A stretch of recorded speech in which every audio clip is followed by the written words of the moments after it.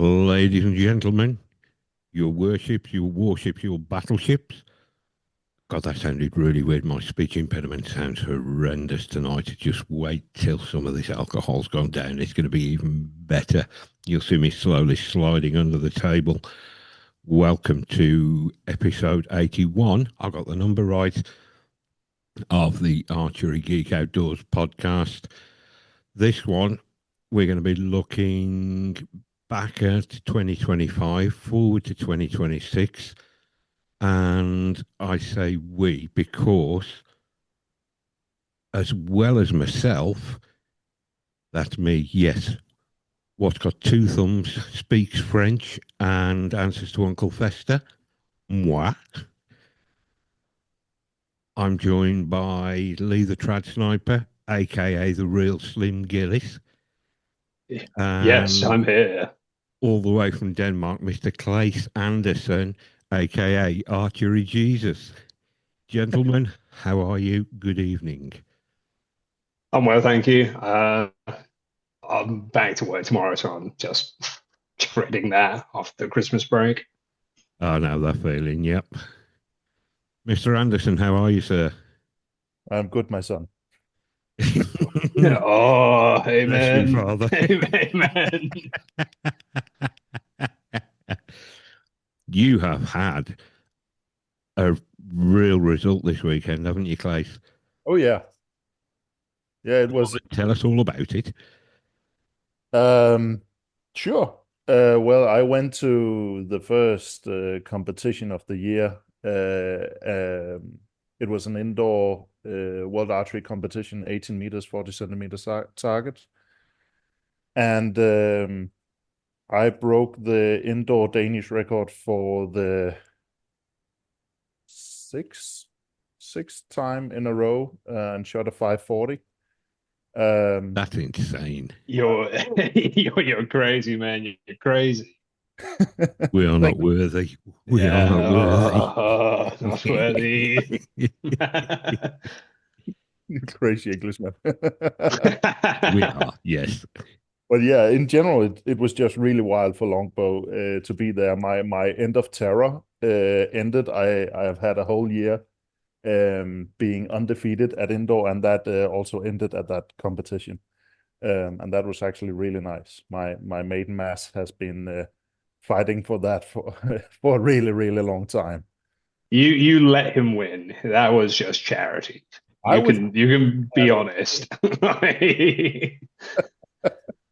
What they didn't show on the photos was after, when Mads just looks at him and goes, "Loser." Forgive his sins. Forgive his sins. went over to him. I will give you my son. Yeah, give him a little blessing. Tap on the head. Matt said he was like the Romans and nailed Jesus. Spear of destiny. Right into Bo Jesus. Oh I'm yeah. getting in so much trouble for this. Nah, nah, no way. So let's have a quick look back at last year. Run me through your achievements for last year, because you both had some amazing results, didn't you? Who are we starting with? Shall we go with the Trad Sniper? Yeah, I don't know. It was my first competitive year with English longbow, and my first big competition was in March, in a local village near me. And I don't know, having to shoot against some of the best in the country, like there were a few shooters there that had been like the, sitting top dog in like my county's rankings for longer than I've been alive. These guys have been shooting Yeah. like forever. So that's just like, oh boy. And then to just get, royally folded, because it's like, again, it's just that thing. It's like when you shoot, you know, at your club by yourself, whatever. It's just like you can be, superhuman on the Yeah. practice field, but then, yeah, getting into proper big boy competition right off the bat. First time walking into, a competition that big was new experience, but yeah, it was definitely some teething issues with my shooting, especially, I mean, I've spoke about it on episode ages ago about like the difference between how I shoot English longbow and how real competitors shoot English longbow. But yeah, no, it started off quite rocky my year, and there was a lot of get my ass beat, publicly, and that was just like you learn more from failure than you do winning.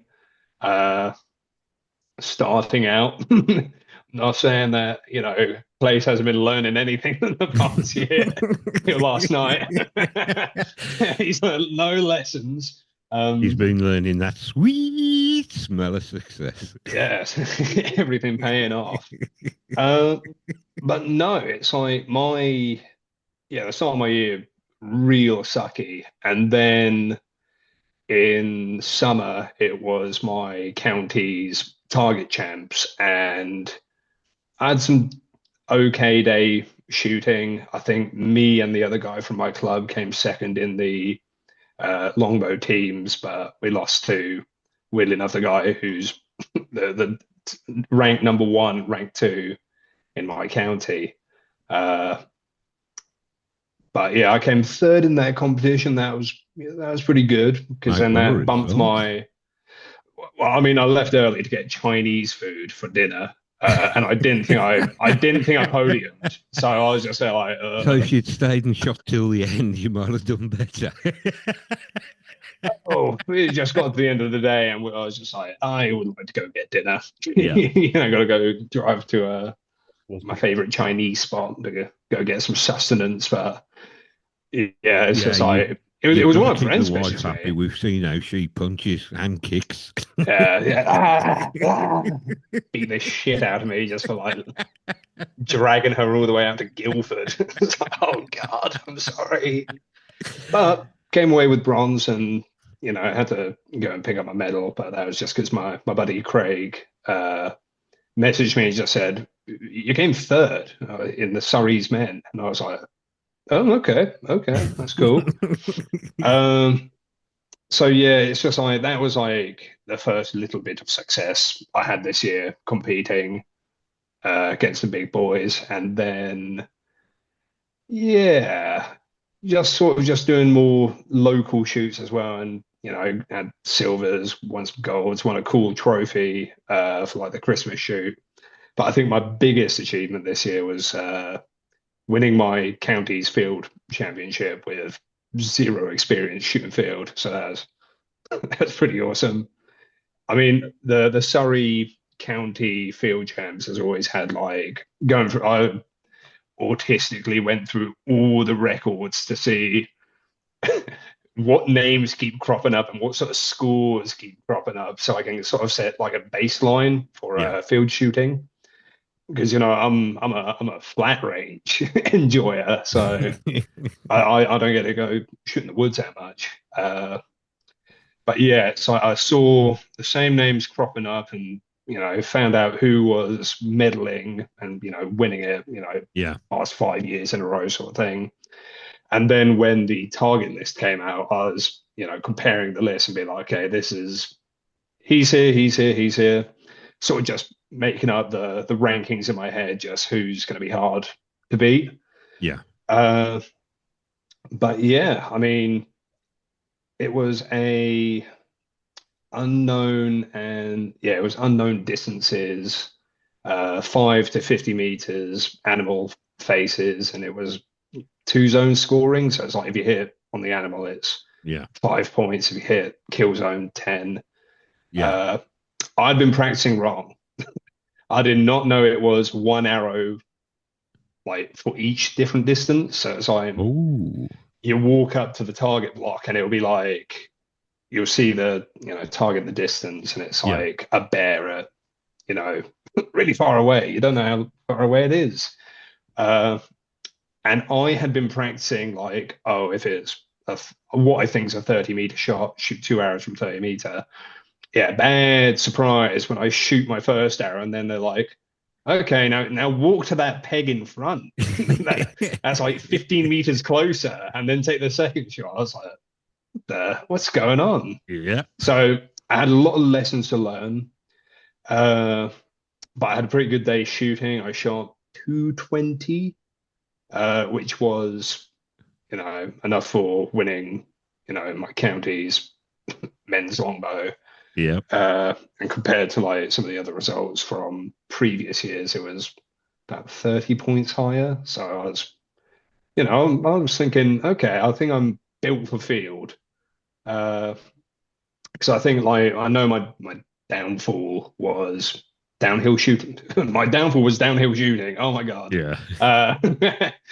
Yeah, because I mean, being quite a tall guy and having to then aim 5 meters at something on the floor is insane. Yeah. That is such a weird body contortion to get in the way. And then also, again, just not knowing rules. I didn't know I was allowed to move away from the peg behind to get to like a better shooting Yeah. position because, yeah, being like a big tall dude with a big tall bow. When I was coming up for my shot, I was, putting my bow into like all the leaves and Yeah. branches and smacking my bow around. And the course layers were like, "Oh no, we built this course for like what we assume the tallest height would be with the tallest bow." And I was like, "Did you think you'd have someone who's like 6'3" with a like a 6'3" longbow coming through?" And they was just like, "Ooh, no, didn't think of that." So yeah, there was definitely I learned a lot of lessons, but I definitely found my passion for the 3D and field at the county champ. So that's what I'm going to be doing next year. But we'll speak about that later. Yeah. Oh Jesus, Klaes. Look at that. The blessing from Bo Jesus. It He's just got a prayer. I really wrote him a matters. prayer. Mr. Anderson, run us very quickly. Run us, well, not very quickly. Take us on. Do you want run us through your year, sir? Got some I was awesome hoping to be achievements. quick. Yeah, so if we start out, oh shit, let me think. I started out the year basically shooting, beating the indoor record 3 times in a row, which was pretty wild. Like I had the former indoor record from back when was that, like 2020 or something like that, Yeah. 500, and no one had come close to it in all that time where I had been away from indoor. And then I came back after the World Championships with a bow that was built for 3D. I got from Jaco at Timber Point, and started by shooting a 517, then a 521, then a 531, which was like, one of those times where you just are riding the cloud, like everything is perfect. You can't Yeah. really think wrong. That was a really, really wild time. And yeah, I won the Danish indoor championship, and got like we have medals that are called like DIF medals, DIF, which is something like Danish Sports Federation or something like that. And I've Okay. been one of those for a long time. And I Wow. got the first one there. You can only win them by getting gold at the Danish championship Yeah. seniors, and I've been shooting in a category where you can't get that beforehand in the traditional bow hunters category, and before that I was too young, so that was a big big thing for me to finally get that. What else? What's next? More like I got a silver at the outdoor 40 meters without really practicing it. I just thought, what the hell? Um, Now but that's just showing Yeah. off, isn't it? Just rock up and go for it.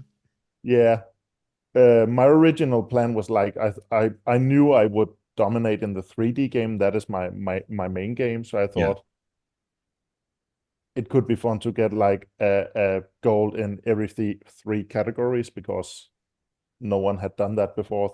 So I thought like I would just try it. Trailblazer. It didn't happen.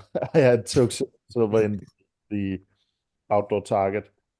Um, and yeah, I slayed in 3D, which was just really, really wild. I got a lot of new things going after talking with Ian Edwards at the World Championships. yeah, So, like reshape my mental game and basically the way I shoot the bow for 3D.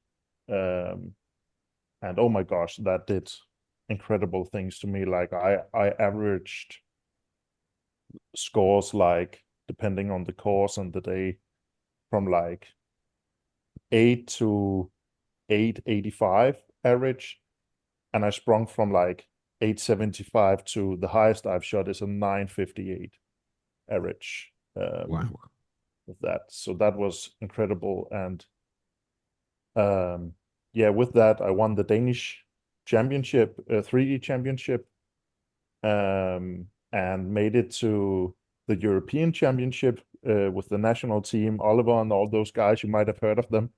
Um, I think I Curse may you, have heard a couple of Vikings. names mentioned. Holy shit, what a roller coaster that was. They weren't really prepared for the snowstorm that ended up Rolling through. all of us. But it ended up being good for us Danish guys. We took gold in men's team, which Yeah, was really cool, and I ended up taking a silver in individual after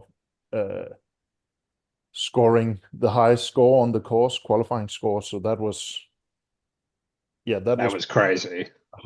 the high point of my season. Um, that has been like my goal for a really long time because my two really big idols in the Danish longbow community, like the greatest they have done was a bronze at the World yeah. Championship. So I wanted to either match it or do better. And I ended up doing that. So that was really, really satisfying to finally be able to to take that home.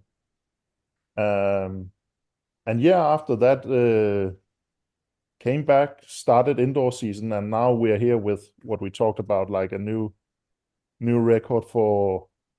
Well, I broke it two times actually. Just before the new year, I shot a 532 at a competition I didn't know I could break records at, and then I shot the 540. So What an amazing year you two have both had. Oh, I've, dude, don't love me in with him. I'm like, I don't know, like local legend, and Klaes here is like fucking second in the European Championship. Like, come on, oh, dude. Like, gold team medal winner, don't lump him mate. in with me. Like, I'm Oh, just a no, but local guy. it I'm was like really, Robin Hood. I'm just in my this has been woods. your first competitive year, though, this year, and you have gone in and absolutely smashed it. yeah. Yeah, I'll take that. I'll take. You know what? I'll take that. Like, Hang on a minute, gents. I've just got to dip my mic. I think I've left my vape in the other room. I'm just going to dip my mic and give the wife a shout. hey, Klaes. How you doing, bro? You didn't hear that, did you? No. Me just saying I think I left my vape in the bathroom when I went to drop the kids off at the pool. Oh, dear God. Oh, dear God. Oh, hang on a minute. Would be the shortest podcast yet. Yeah. No, I'm back. I'm back. Good, mate. I need my nicotine. Oh, I need yes, it. yes, yes. It was either this or light a cigar, and it's too cold to have the windows open in here. And if I don't have the Yeah, windows open, the don't. eldest It's daughter too cold at moans. the moment. Are you guys having upstairs. snow over at yours? Sorry? What? Guys having snow over there in Britain? I We had 1 day of snow, 1 day, and it was gone by lunchtime. we had some one night, probably quarter of an inch. And of Yeah. course, everything was pandemonium the following day. The following night, we had about an eighth of an inch on top of that. Some of the roads are clear and dry now. If buses use them, they'll grit the bus routes. My road isn't, so it's like sheet ice. You know, Yeah. just over a quarter of an inch of snow is now compacted to sheet ice. Of course, I think that it's managed to get up to 1.5 degrees centigrade today. That's it. It's And -3 down here. yeah, but it's wet cold in this country, isn't it? It's truly Yeah, the humidity makes it always wet. humid, so it kind of wicks into your bones Yeah. and makes your joint ache and all that kind of crap. It's awful. Yeah, it's the same here. High humidity. Yeah. Yeah, really high. Actually, we were curious, right? Because I'm not politically incorrect. I'm going to be politically correct now, just to be truly inclusive. Klaes, your pronouns, are they Southern Swedish or Northern German?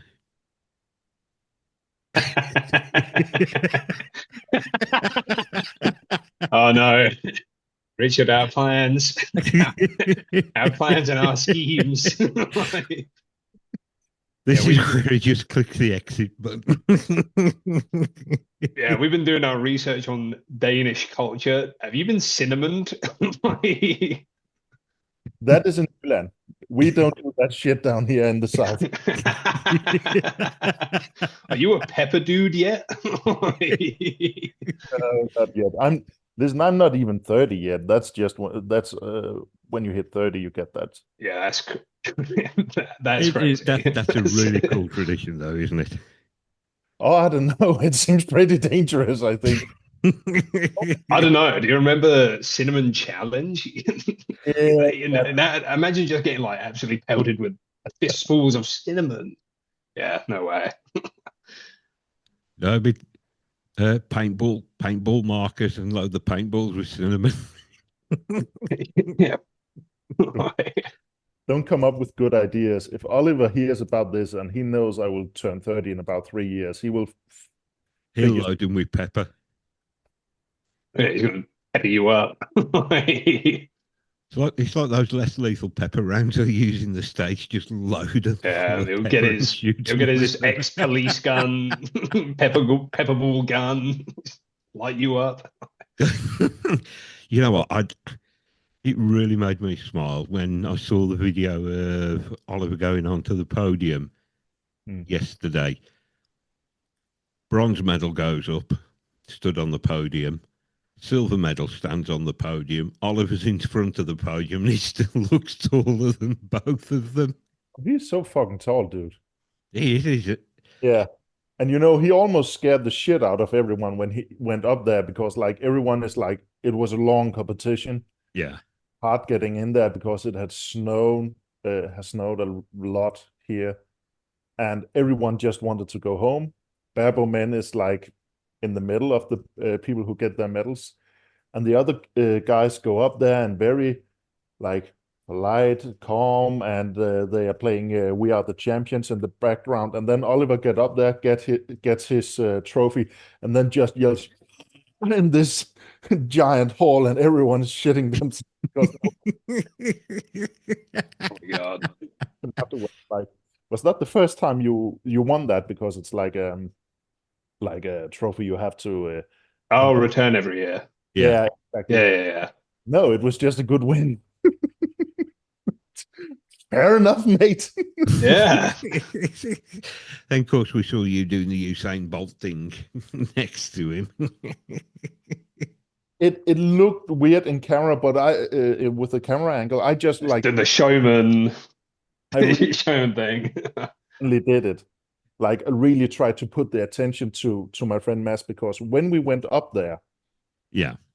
and they were calling Mass up, the guy with the microphone started telling everyone, "Oh, give an applause to Klaes because he beat the Danish record again." And I was like, no. Like it's cool and all, but this is my friend's moment. Yeah. Not only that, the guy who won third place, he also beat the Danish record, but for masters. And Wow. mentioned that, I had to say to them like he did that too.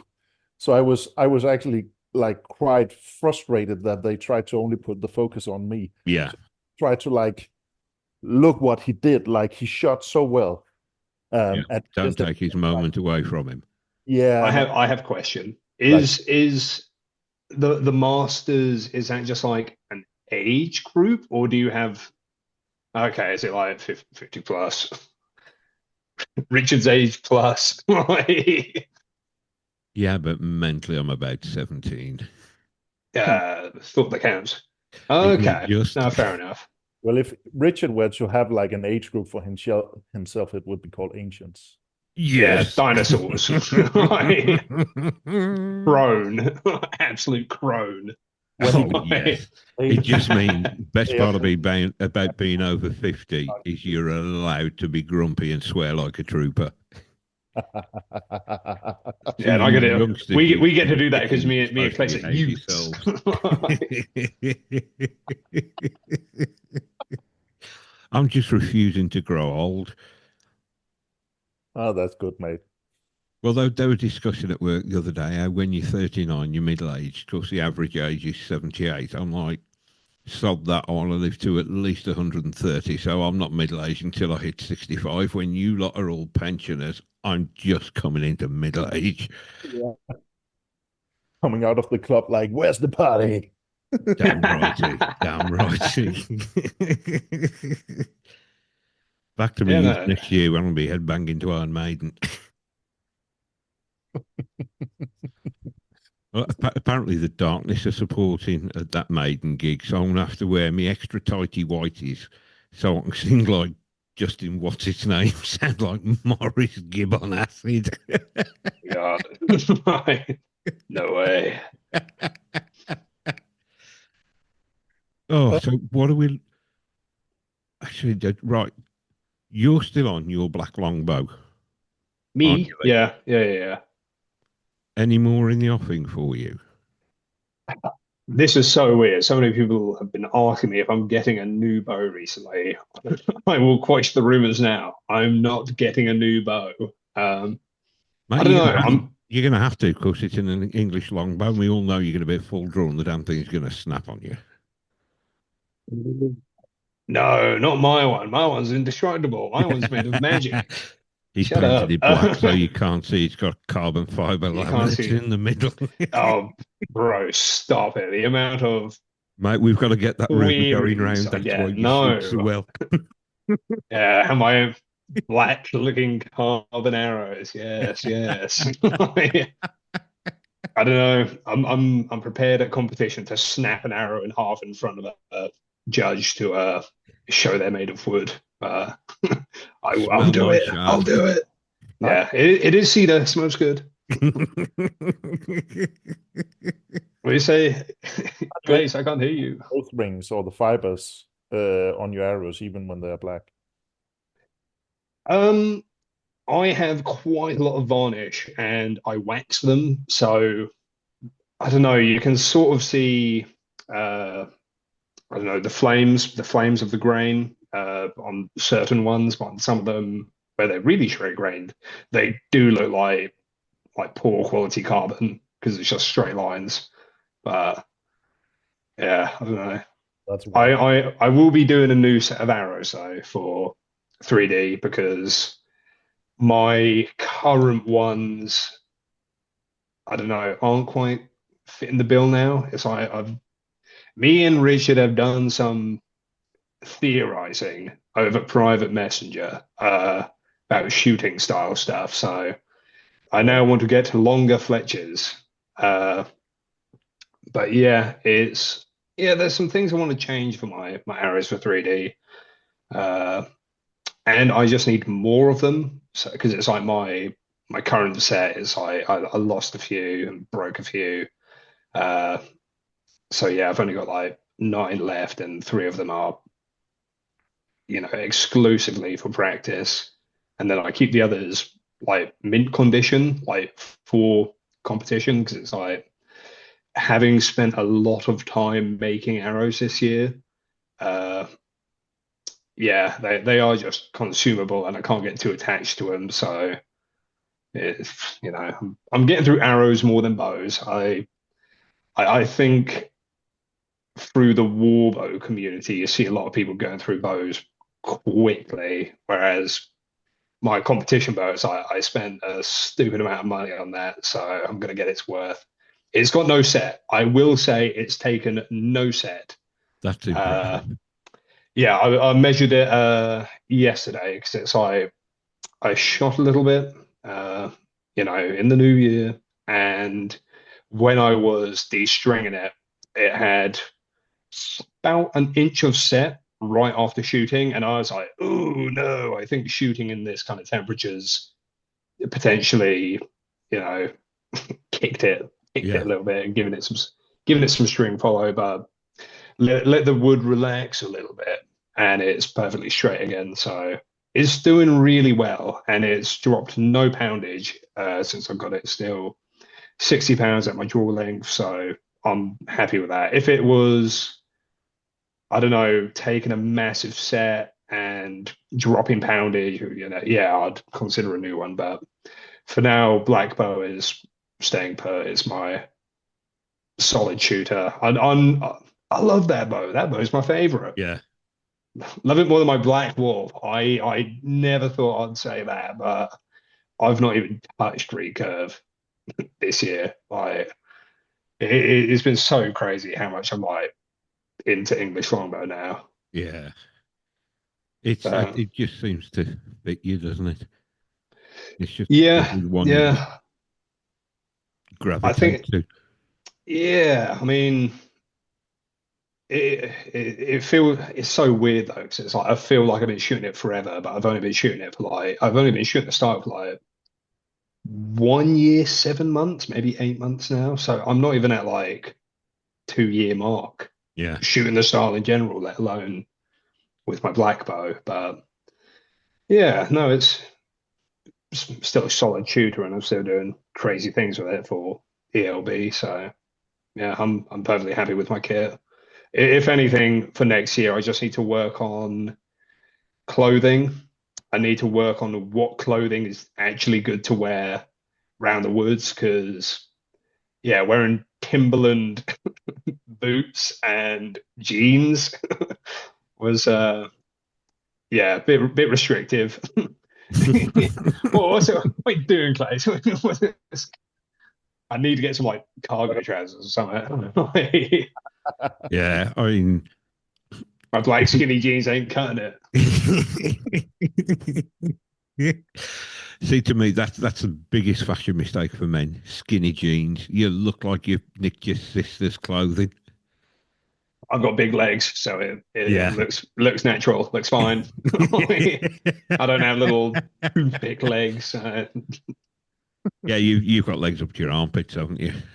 Yeah, the curse of height. Yeah, my hips are right here. Yeah, Born with a belly button here. Not saying his hips are high, but he talks through his belly button. Cher had to have multiple facelifts to do that. Oh, move ribs. Yeah, clothing, new arrows. Klaes actually gave me a fucking top tip. This year, every competition I experimented with a different snack. I like the. Yeah, yeah. You can brush your shoulders off, because yeah, it's like I like having a little treat in my quiver pouch for when I'm shooting, just give that little glucose boost as you're shooting. Yeah. And I started off with like chewy sweets, and then I didn't like that they would make my fingers sticky in the heat. So I then tried like dried mango and dried fruit. I'm sorry, That I've just had to Oh yeah, sticky fingers. Yeah, go on, say it. Say it, No, coward. Yeah. I'm Fuck you, man. stopping.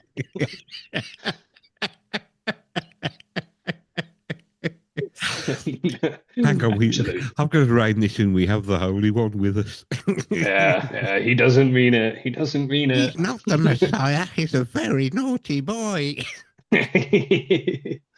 um, yeah, so it's like I try and like dry it through, and Yeah. that was, just like an absolute jaw exercise, and I didn't feel like I was getting the, little glucose boost I wanted. So trying to find little quiver snacks has been a bit of a journey as well. But then, speaking to Bo Jesus over here, he was telling me how he eats like meat sticks, like pepperonis to Yeah. a fellow Brit.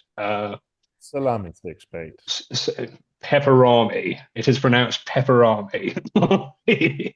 um, but Yeah. yeah, so it's like I took some of those to the field champs, and that unlocked something primal in my head because I don't know what it was about shooting animal target with taste of meat in mouth, but oh god, I'm walking into it now. Oh god. Yeah. I'm trying to behave myself here, and you're making it really difficult. Yeah, taste of hog in my mouth. Mm. Uh, but I found that to be like quite a good snack, quite a good quiver snack. It weirdly enough gave me like primordial senses when shooting. Smelled awful. Did not want to be standing near me.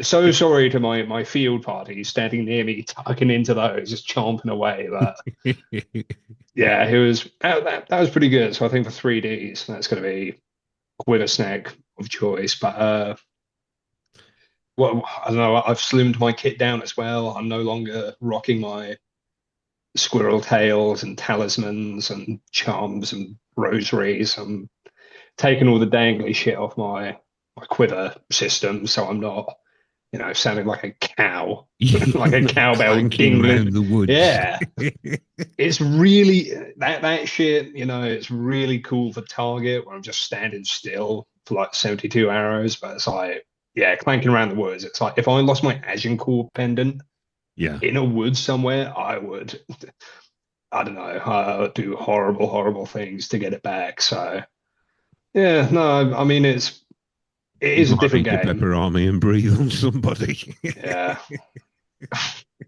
stinky pepperoni breath. Yeah, yeah. No, I mean my kit. Yeah, I'm not. I think this year I'm just going to be not trying to change my shooting. I mean, outside of arrows, I'm not going to change as much because I think this year I went Yeah. through like 4 sets. I made 4 different types of arrow, and I don't know. I felt like I was mediocre with each set. I took 4 different types. I ran out at the Surrey Target Champs. I was using a combination of 3 different arrow sets for that comp, and they were some of them were too short, and I was overdrawing them, and some of them were full 32 inches, so they were just like load of arrows just sticking out the Yeah. front. So trying to aim at 90 meters, with giant arrows just like stick. It was a mess. It was an absolute mess. But yeah, I think making a good set this year and just sticking with them, I think that'd be good. That'd be Yeah. all fine and dandy. Klaes? Yeah, I think you can see that improving. Well, if I could just speak right, I think you will find that that will improve your game a lot, mate. That Yeah, just getting used to that equipment. yeah, and just getting like a good quality set of wood arrows. Like it took me like 9 years. Yeah, you see, I was going to say you said it took you like 9 years to get good at building woodies, but Yeah, I especially don't know. the guy that was focused on the bow beforehand. So I've had loads of bows, not too many arrows, and it's only like a couple of years ago I started changing, and now I have heaps of arrows. Yeah, I've got tubes of them. I've literally got a tube right here. The ones I don't shoot no more. Show us your shaft. Yeah, they do look like carbons. Just straight up look like carbons. Mm. You know, every time you beat somebody, somebody's going to say, check his arrows are going to be carbons. Yeah, and that's why I'm going to snap him. Snap him from them. I've had a lot of people say, like, check his bow, there's fiberglass in it. And it's like, no, you can see the wood. You can see the grain through the stain. Yeah. It's very classily done. Yeah, and it's I don't know, some of the due to use, some of the stain is just like rubbed a bit on some areas, so you can see like the wood and bamboo like through it. Yeah. I think over the winter I may refinish it and revarnish my bow. But again, I think that's just more of a get prepped for field in 3D because again, I like taking care of my kit after every session. I wax it, I dry it, I polish it up, make sure it's, I take care of the kit takes care of me. Yeah. That sort of mindset. But yeah, doing my first field shoot with English longbow, it's like I put my bow leaning against the target block, like as I was taking mine and everyone else's arrows out, and fell off, and then had like 15 scratches, from the forest floor, just like all over my lovely varnished bow. And I was like, no, no, like, Mate, unless it's yeah. got dings and scratches, it's not a field bow. Well, you've seen what color the white grip is. So, Yes. yeah, it's gone brown. So, Yeah. yeah, lots of use, lots of use. Yeah, it's got meat stains on it now. Yeah, it's got pepper army things all over it. No. Let me sniff your grip. Oh, I do. Oh God, now I'm thinking. I do want to change my tab out as well, and I'm gonna point the finger at Klaes because I really like the look of the brass plate. Uh, Fairweather. It's an amazing. Yeah, yeah. I like the look of it, and I like the fact that you can. It is modular, right? You can replace uh the tab leather. That's the thing I really like about it. You can just unscrew it and then you just replace the tab leather and backing however you like.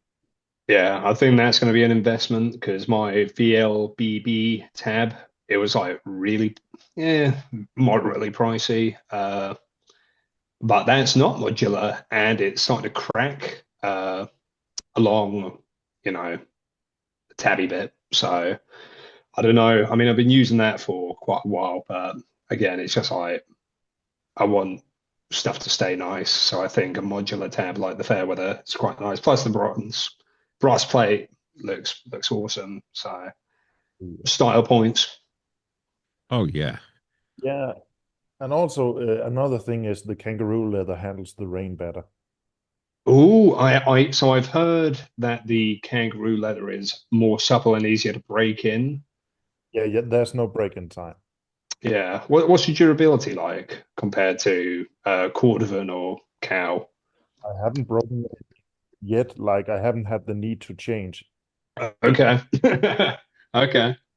Right, The let's put that into context. How many arrows through it? Sorry, what? Put that into context when you haven't had to change it. How many arrows do you reckon you've got through that tab? That's a good question.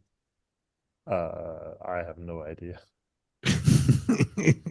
I'm gonna say a couple thousand. Like, Since just right before the European, so I've shot with it since September.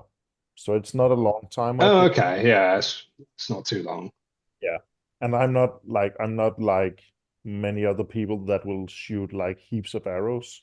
Yeah. Like sessions where they shoot like 100, 200, 300 arrows. Yeah. They lose interest.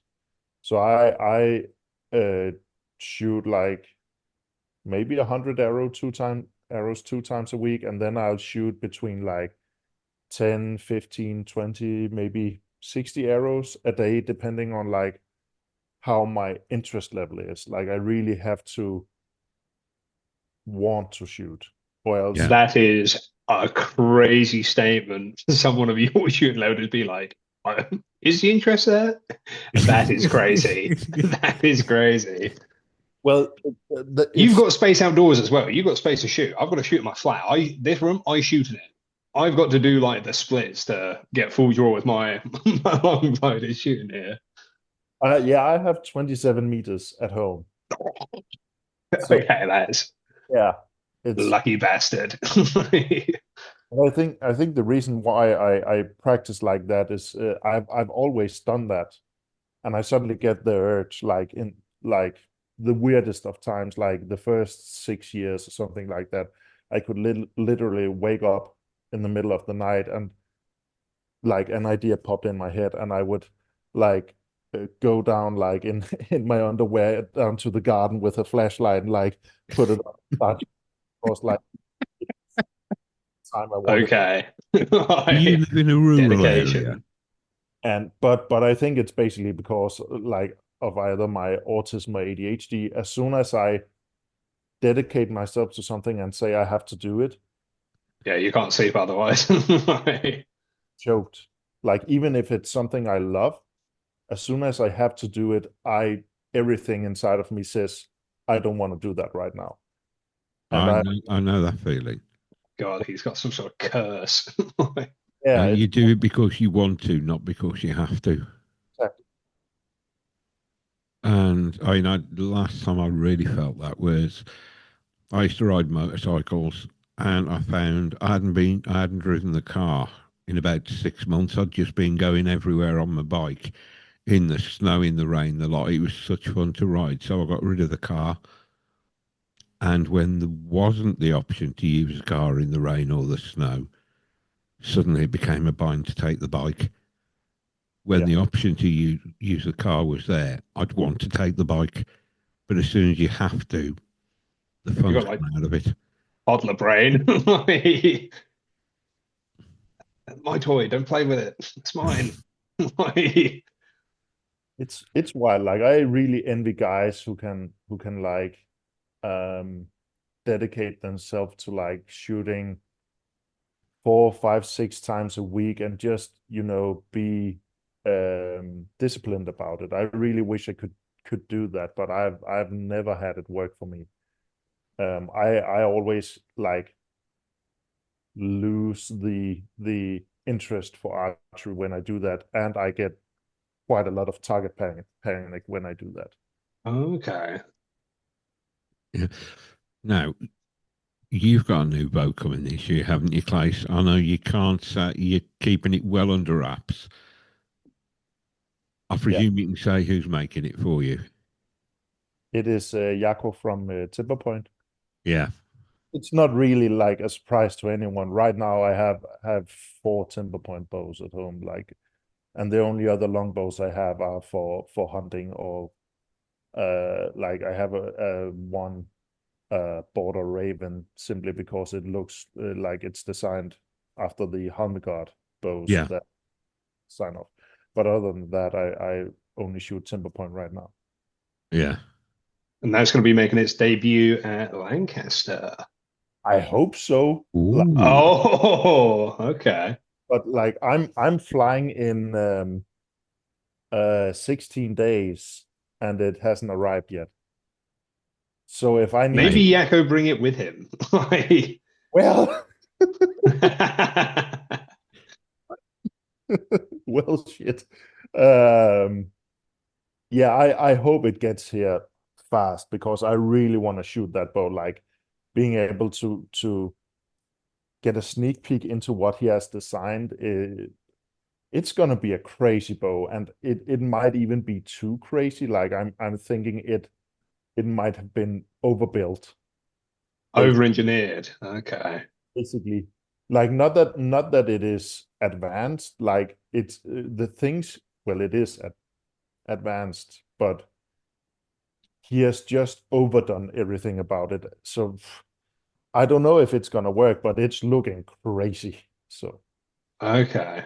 I'm now I'm, expecting to I'm see. picturing it in my mind. I'm expecting to see a longbow with whittled wooden cams on the ends.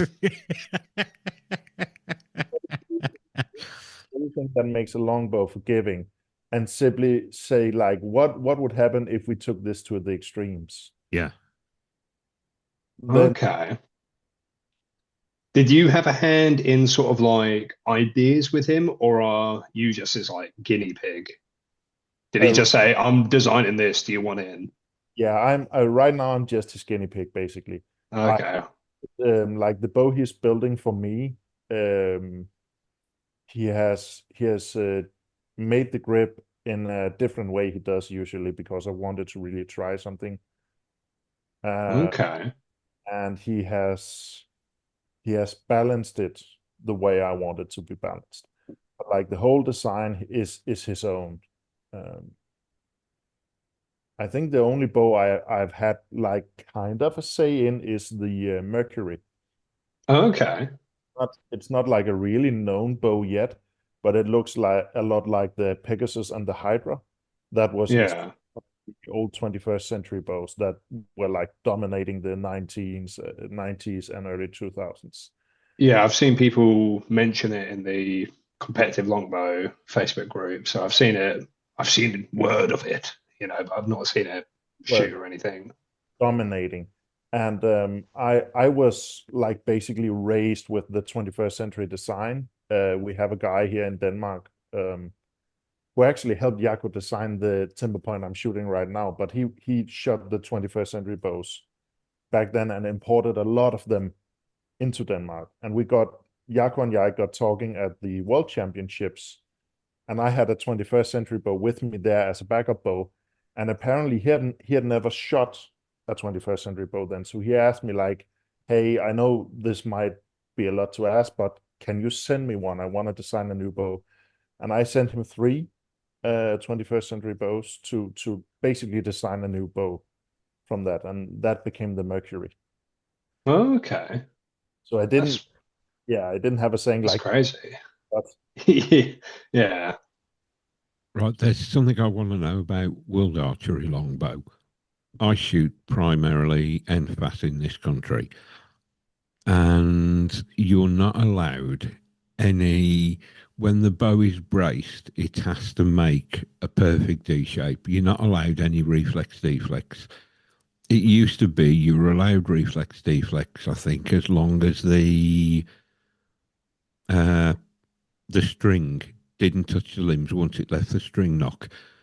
With World Archery, do you still have to have that D shape, or can you have some reflex deflex in the limbs when you it's braced? you can have as much reflex deflex as you limbs." Basically, I think World Archery is the most advanced version of the longbow that is legal we can Yeah, have. So with the World Archery longbow, you can have as much reflex deflex as you want, as long as the string only touches the knock. It yeah. can. You can have a bow where there's no wood in it at all.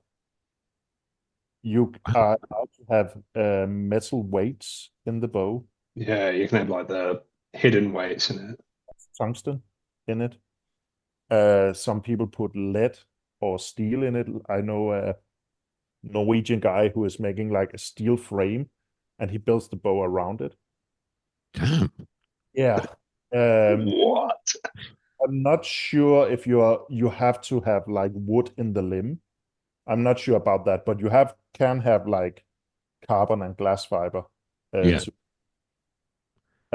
you can cut it as much per center as you want. Oh, Uh, yeah.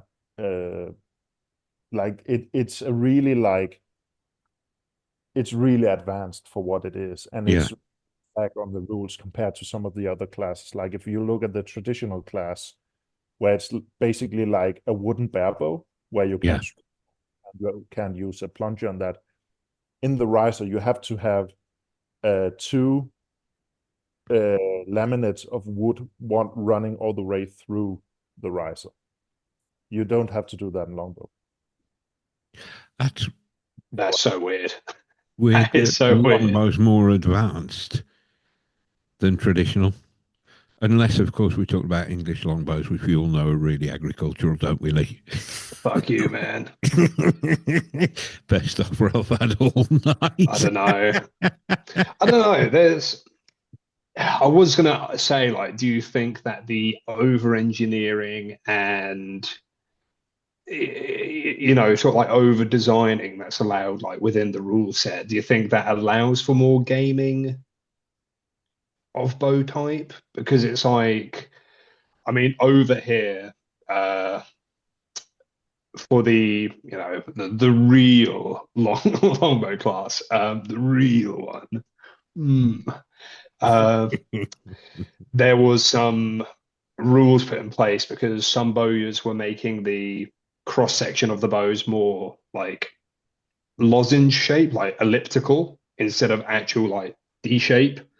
So it's more like a shitty flat bow sort of thing, but it's more efficient than an actual D shape longbow. But they put in a rule saying like the width can't be a certain diameter if the width isn't. So it's sort of like cut out a lot of that gaming of the system because people said it wasn't traditional. Do you feel like there's anything of that, or do you think that's part of the fun in having very engineered kit to level up your game as much? What do you think? I definitely have some thoughts there, but first of all, I gotta say, so what you're telling me is they basically put the D back in the English longbow. They did. We did put the D back in. 100%. This is the way. They make the longbow great again and all. Longbow shooters, the D boys. Yeah. Live, love, longbow. This is the way. This is my mantra. Well, back to your question, mate. I think, I personally really like that I can play with the designs, Yeah. but ultimately, I don't really think it matters for we're only shooting out to 30 meters, and the people who are dominating the sport aren't the ones. With the over-engineered shit. Like if you look at like who has won like medals and like is doing the best for like basically as far back as you can look, it's the Italians, and the Italians are still shooting like modern longbows, but that looks like sticking strings. They're Yeah. split finger, they have crappy form, like no back tension at all, but their mental game is on par to compare to. Okay. Like if you look at this year's European Championship, the guys who had the most advanced bows at least in the men's finals was me and Ian. Yeah. And everything else is like kind of close, but not really. Like my bow weighed a solid half a kilo, as if I remember correctly, a solid half kilo more than Ian's, and Ian's probably weighed like 3/4 of a kilo more than like to the next one. Like they're literally guys shooting bows like that is under 1 kilo. What's that in pounds? I don't speak those units. Oh God. Kilo, 2.25 pounds. What's that? 2.24 pounds to a kilo. Okay. Thank you. Yeah, those numbers are going to start disappearing with the drink. Yeah. I mean, interesting about the bow stability because I'm gaming with a system right now of my own. Because I being a big dork, big geek, I like the science part of it too. Even with English longbow. So it's like when I was having my bow made, I went with my bowyer because he was very accommodating for what I wanted because a lot of bowyers are very stuck in their ways of how they make a bow. So I don't know if you know with English longbow, it's like the rule of thumb is to have it like 6 inches above your height. So I'd need like a bow that's like 6'6", something. But I had mine Leslie's piked. lying on his back when it's 9 inches. Oh my God. 16 inches. Um, yeah, so mine's been piked, so it's a lot shorter, so it's cut down to my height, so that way it's a quicker bow because it's got less, material it's got to move on the Sorry, limb did you tips. say piked? Cutting it Piked, down. yeah, yeah, yeah, Right, yeah. this is all new to me, isn't it? I know Yeah, far this enough is about all English all new longbows. technical stuff now. I was very particular with the woods as well. Uh, I personally really like Ipe because it's stupidly dense. It sinks. It's a wood that sinks. Like, that's crazy. I I think on the didn't know that. hardness I scale, thought it was only lignum vitae and ebony that sunk. So Ipe will sink as well. yeah, yeah, its Ooh, density is crazy. every day is a school day. I think it's a little bit less hard than ironwood. Wait, no, I think Ipe is literally called ironwood. Yeah. But yeah, so mine's got a couple layers of Ipe in it, which I really like. However, even using really dense heartwoods, my bow is only 1.2 pounds, so it's very light in the hand. And I know you know him, Klaes. I know you know Alex Nunes, but he likes wearing. Well, he used to when he used to shoot. Wrist weights. Yeah. He used to wear those, and I've been gaming with that system, but I don't like the idea of having giant chunky weight hanging off my wrist. So I've been thinking about getting like uh sort of like steel plates and then having them wrapped on my forearm and then put my bracer over the top because then I get to add weight to myself Yeah. and not the bow. So, but then someone said I'd be cheating, not in the rules, but in myself. But I think I will experiment with it in the year and see if there is some sort of marginal increase in shooting ability with a steadier bow hand. But yeah, it's just something I'm curious about. Yeah, it definitely work. And that's also something I really like to do, like just nerding out about the bows, like see what basically I like to see like how much I can get them to perform with Yeah, simple stick and string. Um, but I think in World Archery there will come some like rule changes. Like for example, since I got the Minotaur like over a year ago, I have been asked so many times if that bow and the Phoenix I'm oh my uh God, I'm so sorry. bless you uh if they fit through the 12.2 centimeter ring for bare bow. And there's no rule about that for longbow. Yeah, There are a lot of people that think there is and that they want there to be a rule for that. Which is understandable. Like basically in the rules, if you want to build like a longbow riser and just put a micarta block on it that makes for a stabilizer, you can do that. Damn. just have a like fucking tree log just hanging out the front. That's crazy. Take something like ash, like a really light piece of ash, glue it on the end of the riser and hollow it out at the end and just put tungsten in it. It's illegal. That Legal. is fine. No one has done that yet. But I think there will be some rule changes because of that. Yeah, basically. But I really like that I'm not constricted by having to shoot split finger and not being able to shoot a bow that's cut past center, having to shoot a depot and all that. It's way cool. Like I know guys that shoot bows like that incredibly well. Like if you know Christoph Novats from Latvia, have you heard of him? No. Oh no, No. nobody has heard of him, but he is right now the world record holder in NFAA or IFAA, and he smokes everyone. And he's like a 500 plus shooter. He shoots a light longbow with split finger arrows cut to the shelf like low anchor, and he just gaps just runs his shot cycle. He is so cool. And when we were in Serbia, he lost all his gear in the flight.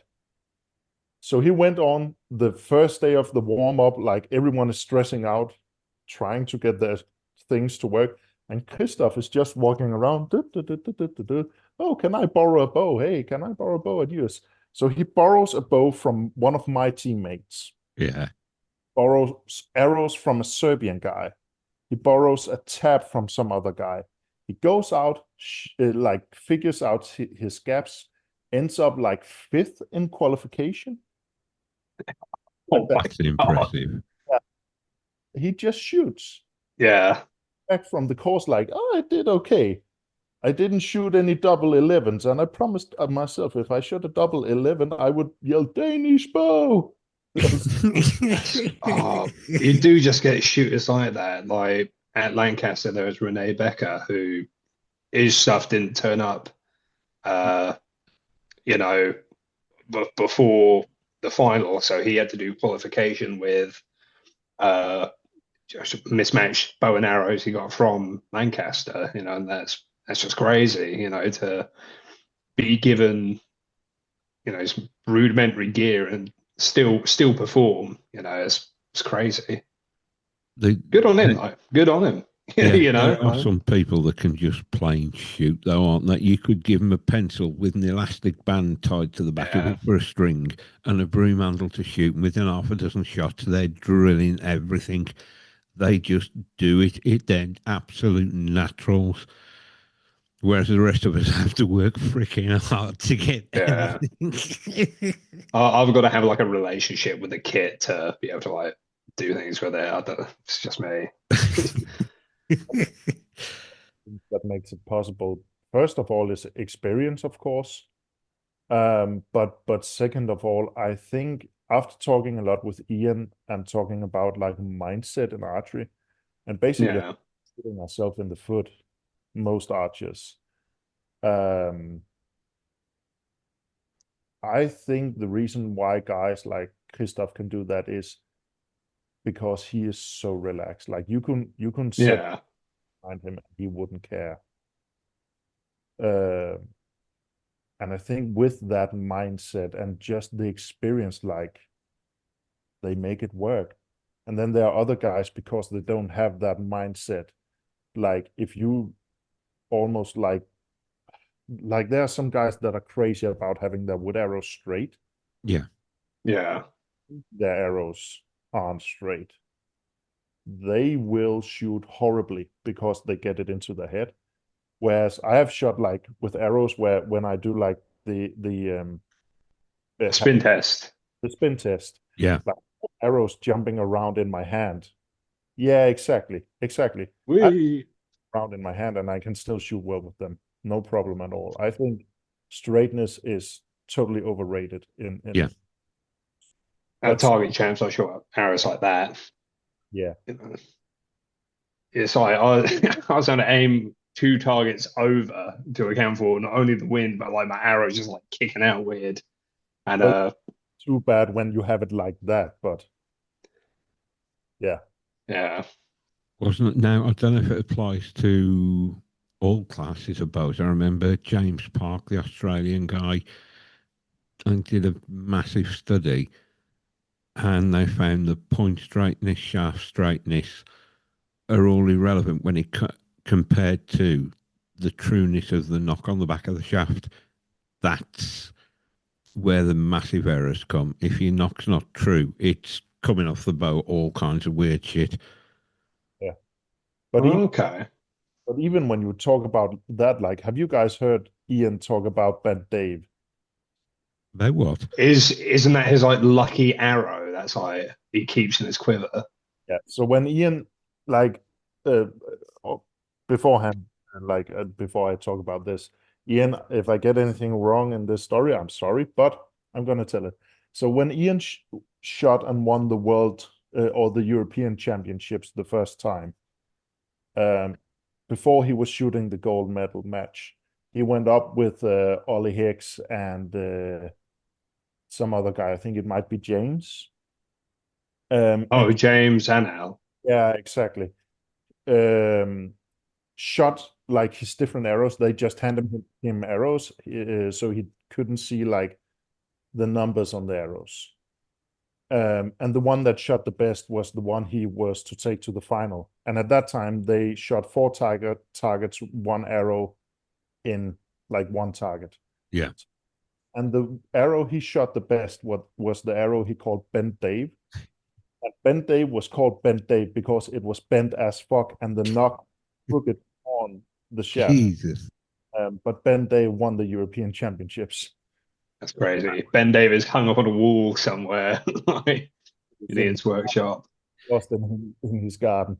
So You do realise I can't post Oh, any shorts of this on YouTube or Instagram when you say Bent Dave, you'll just get straight away flagged for homophobia on all the social media sites. oh Lord. I had a friend in the States that was looking for a new transmission for one of his classic cars. And he said, I need to find a new tranny. And he got a 30-day ban for hate speech off Facebook. 30-day ban for hate speech. Yeah, because he used the word tranny instead of transmission. Wow. poor dude. Oh no, he Oh, just needs to fix his insane. car, man. Oh no, no way. Absolutely crazy, isn't it? Right, I just wanted a car Yeah. piece. Come yeah, on. I need to talk wood and arrows with you two because at some point this year I want to try woodies. Speak to him. He's got 9 years more experience than me. Klaes Right, is the one please. I go to when I need to ask questions.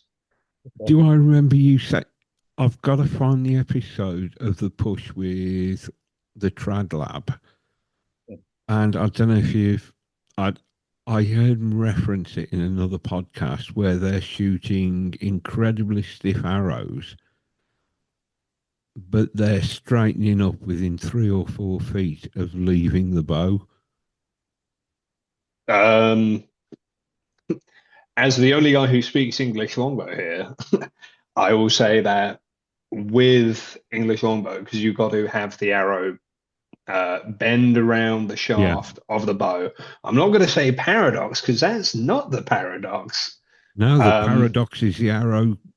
When you look at the arrow, it's pointing like oh, how am I 3 going to foot hit to the you when left, it's but it when it actually looked hits the like point in this? front, isn't it? Yeah, paradoxing is not it bending. That No, is not right. Not right. I'm sick of that. Sick of seeing that on Facebook. paradox is looking left and hitting straight. Yeah, If I get it, yeah. it's like, look, it's looking like this. um, but yeah, but if your English longbow, depending on the actual thickness of it, Mm, if you have a really skinny bow, you can have a stiffer arrow. So that's yeah, mine's very skinny at like the your arrow jeans. pass. Yeah, as skinny as my jeans. And that allows me to have a stiffer arrow so that Yeah, it because you haven't straightens got out as a lot much quicker. Well, flex. the arrow, I don't need a weaker arrow to bend around Yeah, and then start correcting itself, Yeah. 7 meters away from the target. It's like having a stiffer arrow for English longbow is actually quite decent, but you've got to have a bow that's skinny enough to handle that. minimize the bend. Yeah, yeah, Amplify. essentially. I think that's like using narrower diameter arrow shafts as well, isn't it? On the shelf, the narrower it is, the closer it is to center. Whereas a fat shaft, you'll need a weaker shaft to flex it more. Am I right in that? Something like that. Yeah. I Uh, will say yes. Yeah. yeah. Yeah, why not? Yeah, we need a recurve shooter, dedicated recurve shooter. You have to Chime remember, in. um, Richard, with the test, the push did is the bow's a center shot. So Two that center or past center, so the center of the arrows dead yeah, down the string. like middle or right outside of the string, Yeah. basically. So even with like modern longbows, you can shoot way stiffer arrows. And that is actually one of the main problems with the modern longbow is people get the spine wrong. If you shoot a 50-pound bow, you're not supposed to shoot a 50 spine arrow. That is way too weak if it's a modern longbow. Yeah. But most people can make it work because the arrow is flexing so much that it's actually correcting itself and it looks like it's good. But for me, for example, I have a 27-inch draw length. I shoot a bow that's cut, T-Rex arms, Well, I've been told that many a times. I have a good story with that. But I have a short draw length. I draw 43 pounds. I have a bow that's cut 3 millimeters past center. What's that? 1/38 of an inch or something. Eighth of an inch. Yeah, something like that. And I am shooting a spine 60-65 cut down to 28 inches with an 80 grain point. Yeah. Flies really, really good. On paper, that arrow would be way too stiff. Yeah. And I think a lot of people get that wrong with the modern longbow. But we get so close to like not having to flex, basically. Yeah. Or the arrow to flex around the bow, so we can get away with that. Wouldn't the arrow also keep hold of its energy longer as well? Because it's not wasting all that energy oscillating in omnidirection, so it's more efficient as well and quieter. That's a big word for a Sunday night, oscillating. You're like a whiskey deep, and I've been drinking squash. I was 2 fingers deep. I'm almost empty now. That sounds wrong, doesn't it? I was 2 fingers deep.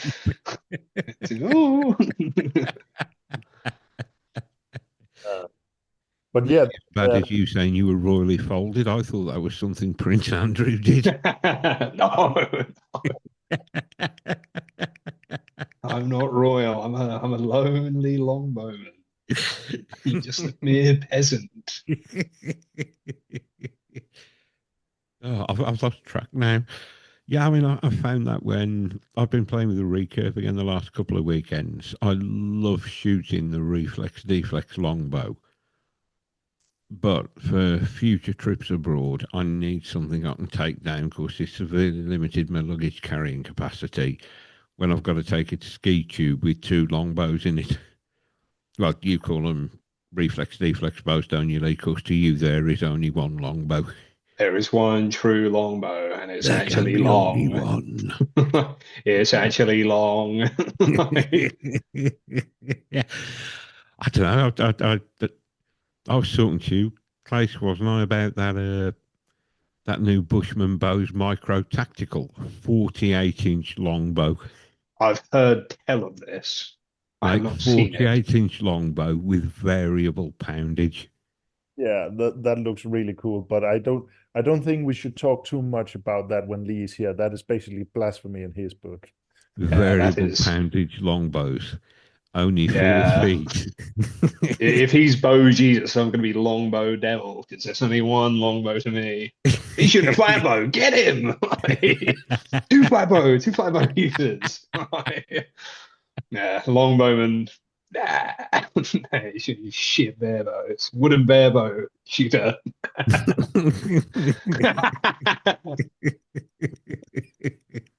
because I put what I'm aiming at.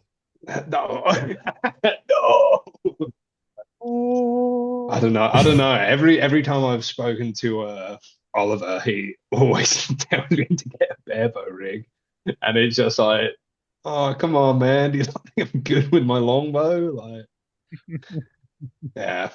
Well, Oliver is the king of shit talking, so don't listen to him. Yeah, no, I told him I'll stick my longbow where the sun don't shine in Denmark. Yeah. I did actually. I said I'll shoot really good. I don't know if he's like a scary 7-foot guy. Yeah, maybe not. Maybe I'm not threatening him. Listening to Judah Holmes on the push, he did that Australian. He's got some smack talk. That kid has. Yeah, That's mouthy Australian though. It's just I don't know. I've got family who got sent to that place a long time ago because they send a certain type there. Certain type of Englishman goes to Australia. One-way tickets, I hear. when you rock up at customs, I say, any criminal convictions, sir, and you say, do I still need one to get in? Yeah. Still need one? Do a couple. Isn't it that? What's that wine they sell here? Is it 13 Crimes? Oh, There's I a have wine no called, I think idea. I'm it's not a 13 wine boy. Crimes, and each bottle comes with a QR code on it. And when you Oh, is scan that the one with the prisoners on yeah, it? when you Oh, that's scan it, okay. it gives you one of the original crimes you could be deported to Australia for. I'm How's pretty that sure for a being useless piece of information? That's how this is going. being a history enjoyer, I saw one guy's crime was being a gypsy. Got him sent over, and it's like, oh my god, that so funny. That being a gypsy, it just crime. Jesus Christ. I can't blaspheme. We've got Bo Jesus here. Sorry, oh holy one. And you have Longbow Devil. Longbow Devil is here as well. Swear, swear. The real Slim Gillis. Not wrong. Seeing that picture, I was like, oh god, he's got a point. He's got a point. Yeah, I told you, mate. I told you. Slim Shane Gillis. With the same wicked sense of humour. Yeah. Two peas in a pod. Well, you haven't spoken about your accolades this year, Richard. Oh yeah. I It's been us two. It's just us. Speak. I've only shot 2 competitions. If you don't count the club champs, which I nobody count does. it. I count Actually, we it. haven't had the raw scores put in for that. I'm on what? It's now 11 months into single string. I started off with the toe point slitherizer and Uka limbs. Decided that wasn't trad enough, so got lent a white featherlark wooden riser. And then my friend Simon stuck a Timber Creek cottonmouth in my hand, and that just felt so good. Yeah. So It, I it, it ended up was cool doing, watching you like progress, like yeah, getting more and more, traditional and stripped back. That's yeah. I think cool. I've got the cottonmouth at Alex's in July, haven't I? Hadn't I? Yeah, yeah, yeah. You were shooting your black Yeah. bow Oh, with me. what a weekend that was! The supercast in Norfolk was you and bloody Miss Hammond again. This is, isn't it? You suggested having Maddie on, and Maddie and Yeah. What, myself what were can I say? talking. I work in mysterious ways. You do, you do. We were talking after we'd recorded, and there's like, should get all the guests together somewhere and do one big one. And then that snowballed from there. And that weekend, it was, It was awesome. yeah, I just couldn't believe how well it worked out. Yeah. It And was I just think, cool meeting everyone because it's like, seeing like, yeah, just everyone that's been on your podcast as well. Because it's like, I listen to you when I'm working. So it's just like all these people that I've, listened to their stories, watch their yeah, YouTube videos, follow them, and then seeing them in real life is, a bit surreal. it'd have been lovely if And then Sign I've got to and shoot, and I've got to shoot well. been lovely if Sign and Serena could have made it, but they've got something on. And of course, Kopi was down with the leg. I think he got COVID that weekend, and it absolutely knocked him off his feet. But yeah, what an incredible host Alex was. Yeah, that was He awesome. was just next level. It was, if it had only been a tenth of as good as it was, it'd have been an amazing weekend. Yeah. And I got I'm down. I'm I was sad that I didn't get there like the night before, because I think me and Eloise got there on Saturday. Yeah. Like lunchtime-ish. And Yeah. then it's like everyone had already been shooting for ages, and we were That's just like just because cracking you our wanted to equipment make a out. dramatic entrance, isn't it? Ta-da! I am Yeah. Oh, here. it's this guy. It's this guy. It's that dude from Instagram. I think it's like 8 o'clock Saturday morning. Alex was teaching folks how to whittle slingshots. Yeah, I saw that and I was like, we need to leave now. Like, Oh, yeah. I mean, there was knife throwing, axe throwing. yeah. Uh, oh, it was just such an amazing weekend. And again, it was just like I felt so humbled that people had wanted to turn up and experience it. Oh God, I'm going to get emotional in a minute. This year has been an absolute. I still can't believe this fat middle-aged bloke that just likes flinging arrows. As we're getting this, and it is an international family. It really is. And what I really, really like is there's this attitude in this family. There aren't gatekeepers. People have realised that if we're each individually candles, if one candle lights a second candle, that first candle doesn't lose any of its brightness. And when we get all these candles together and each one lights another candle, none of them become any dimmer. The community as a whole becomes brighter and shines its big light out into the world. Yeah, we're making a big bonfire, big dream bonfire. Mate, it's been, yeah. So we had that amazing weekend, and Alex, if you're listening, I phoned him Christmas Day to wish him happy Christmas and say, I can't thank you enough for everything you did for everybody that weekend. Yeah. It was, I mean, I was convinced it was going to be, to me, it was a one-off, purely thing we'd do once. Yeah, and then it was like, nah, mate, this ain't a one-off. We've got to start. This has got to be done again. Yeah. Annual, Yeah. international. It was Oh, also Jesus. watching. Sorry, I spoke then and it muted your mic. Sorry, say that again, Klaes. I just said it was just cool to follow along too, and just see all the what's it called, like all the mischievousness all of you got into. Really, really cool. Oh, God, yeah. I mean, we had Johnny Bucket manning the grill. He's a He's a pickle. legend. I love chatting with him. I was really autistic chatting to him about, the history side because he shoots English longbow as Yeah. well. So he was just like absolute font of knowledge for me to dip into. Oh God, I'm making it worse. Dipping into dipping into Johnny's bucket. Yeah. He'll just be pleased you've mentioned him. Nah, he's a hero. He knows it, and Yeah. he was letting me play with his bows, and being the only Letting you other fiddle with his longbow weapon shooter after there. dipping in his bucket. Yeah, he let me touch his big longbow. Like, yeah, no, he let me play around with his Lee Anker's Avenger. Yeah. Pretty sure it's an Avenger longbow, and that was really cool. Because Lee Anker's is, I'd put him in, definitely top five Yeah. English longbow bowyers, probably top three maybe. I have a think.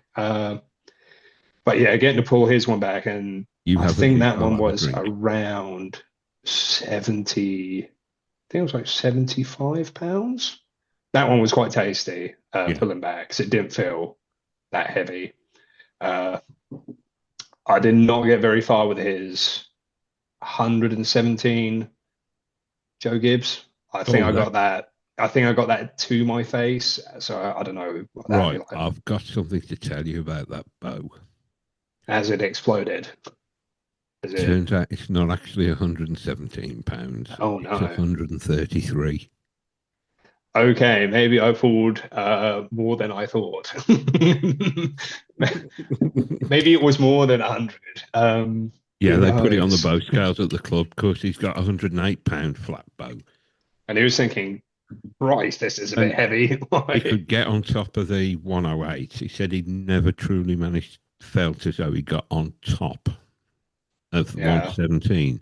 I So only he got put it like on the bow here and I scale. was very compressed, but Yeah, and it was 133. that's crazy. That is. He Eh, said those flat bows are savage anyway. It's not like a long bow where it yeah, builds. You're like an inch in and, oh, there's full yeah. weight. Yeah, it's got a different draw curve Yeah. to longbow, English It's longbow. the kind of thing God. you'd imagine these big hairy Vikings shooting, isn't it? They had funny walking stick bows with bronze pins hanging out of them.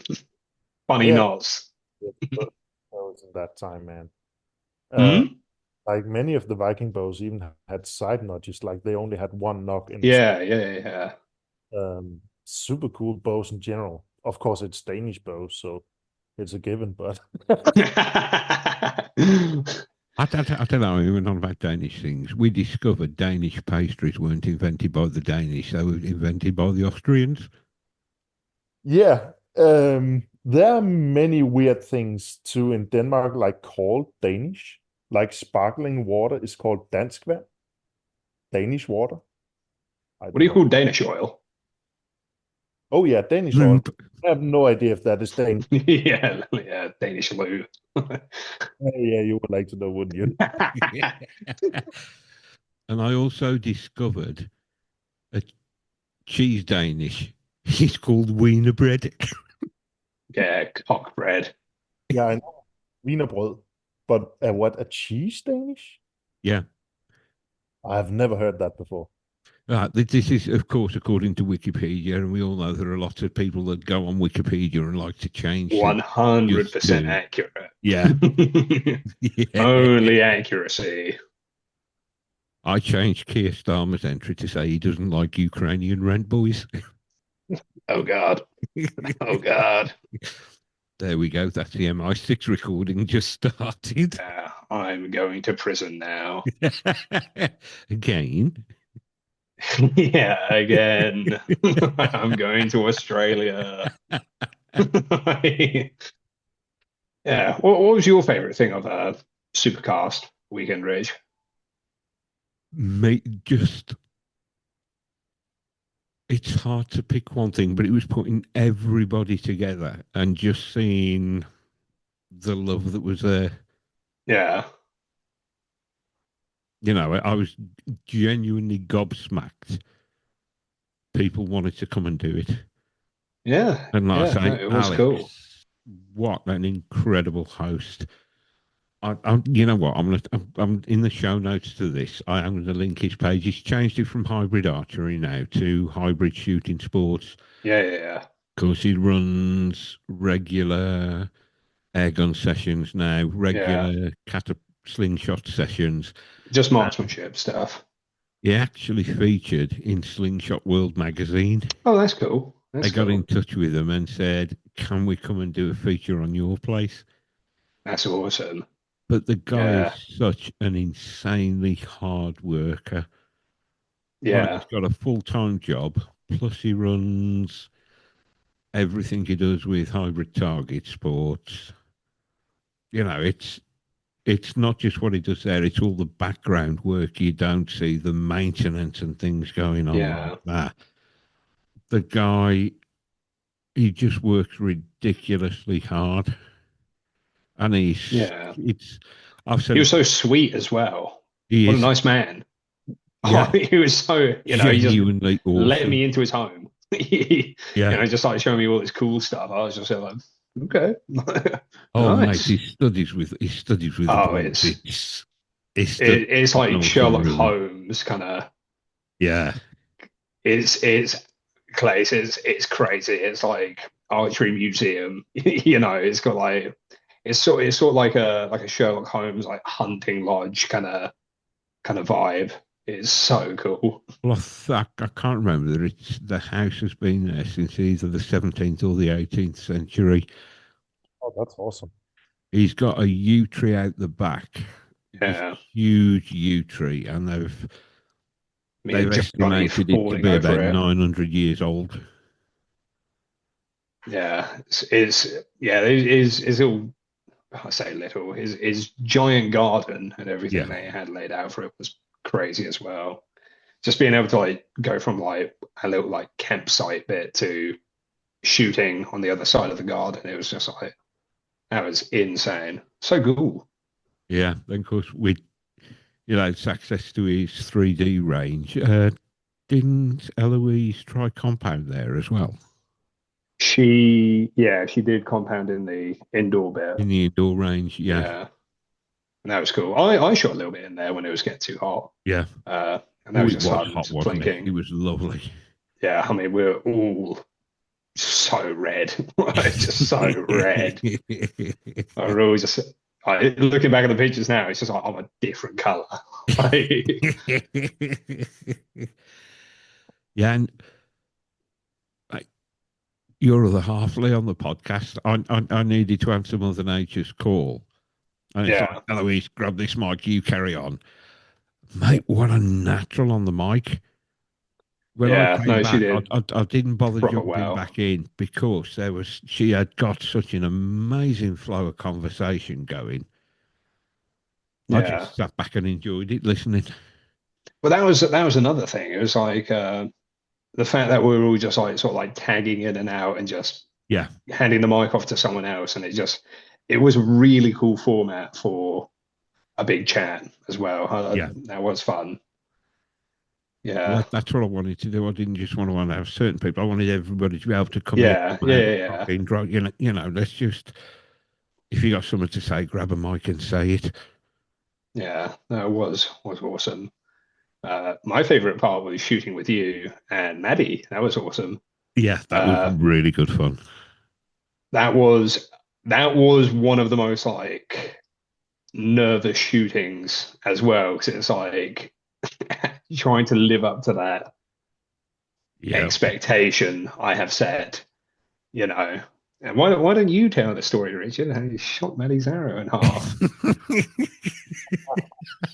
Yeah, why don't you I was finish the actually, story as well with my shot? Like, oh yeah, Lee, Lee, Lee set the drilled his scene. shaft Set the scene. right into this tight little hole. Yeah, yes, I did. Like, He's like, mm-hmm. yeah, it was Yeah, like the I first was trying time. to.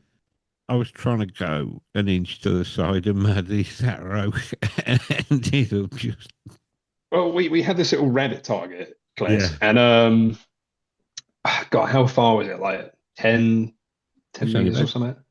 yeah, about 10, 12 yards. Yeah, it was pretty close, but this Yeah, tiny little rabbit, and Maddie was shooting her Black Widow, and her arrow first shot kill zone, and they just knocked it on its side. yeah. So all me and Rich could see was just the underside That of hole the where the target, pin would and it go. had two pinholes in it. And we were then saying like, oh, we're trying to hit that pinhole, and Richard's shot was next, and we kept saying like, oh, don't break Maddie's arrow, like don't hit her one, because hers just sat straight up, Yeah. out of it like that. And he shoots, and we heard a crack, and then I shot, and I drilled that little hole with my agricultural bow, and then we went down to go Went assess the wood into the damage, hole. and like Robin Hood, Rich cut her arrow in half. Like, Mate, I felt yeah, so that was guilty over awesome. that. I felt so guilty. It was unbelievable. Yeah. Super Yeah. nice arrows I mean, with your cheapo ones. Like, oh yeah, my little Skylons, my cheap ass Skylons. But those were running what I mean, it was a you had 45 some pound crazy weight. 45 pound cottonmouth. I'd got the arrows Uh, were they the 400s or the 350s? They were the 400s. 400 spine arrows, 31-inch carbon to carbon, 100 grain brass insert, and 175 grain field Yeah, points. you're running crazy point weight on that thing. That was just like Yeah. sledgehammer coming coming Oh, the yeah. arrow's way. I came in like a wrecking ball.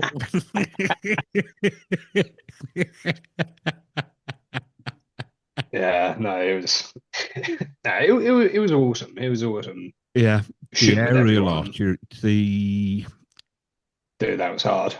Yeah. Moving aerial targets is Oh, so yeah. hard.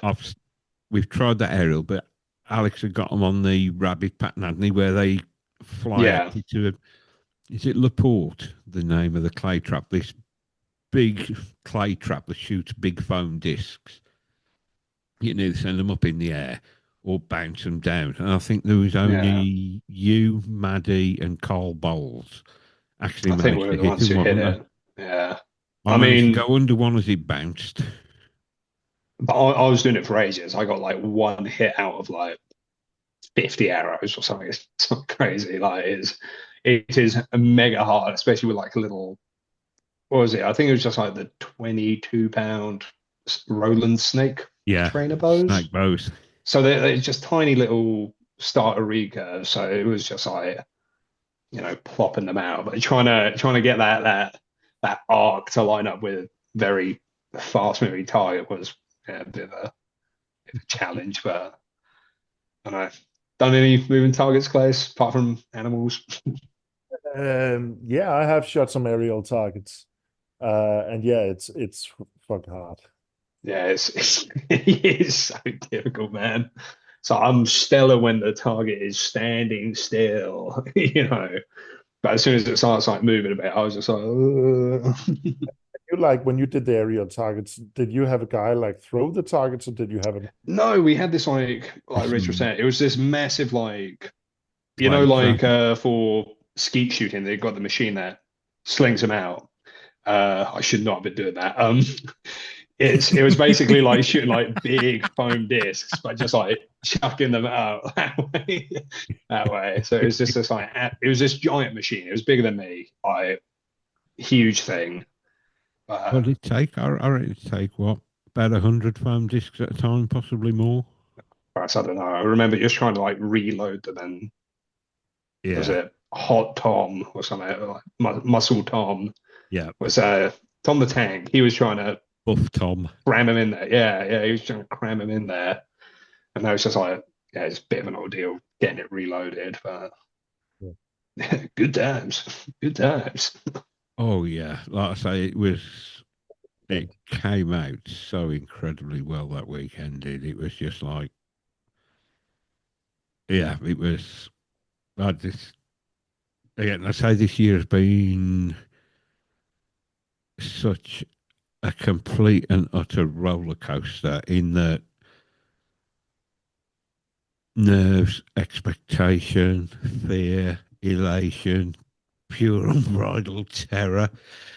And then Yeah, I shot Liberty a couple of weeks after that. That was really, really good fun. That was yeah, really good fun.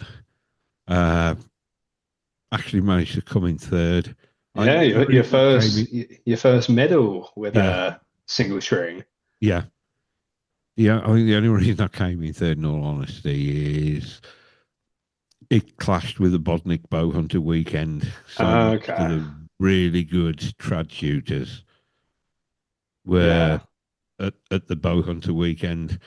But I had an amazing weekend. So they put a really good weekend on. We got to see so many F-15s and F-20, F-35s flying as well, which is like, as a bloke, I'm trying to decide if Klaes is not enough there.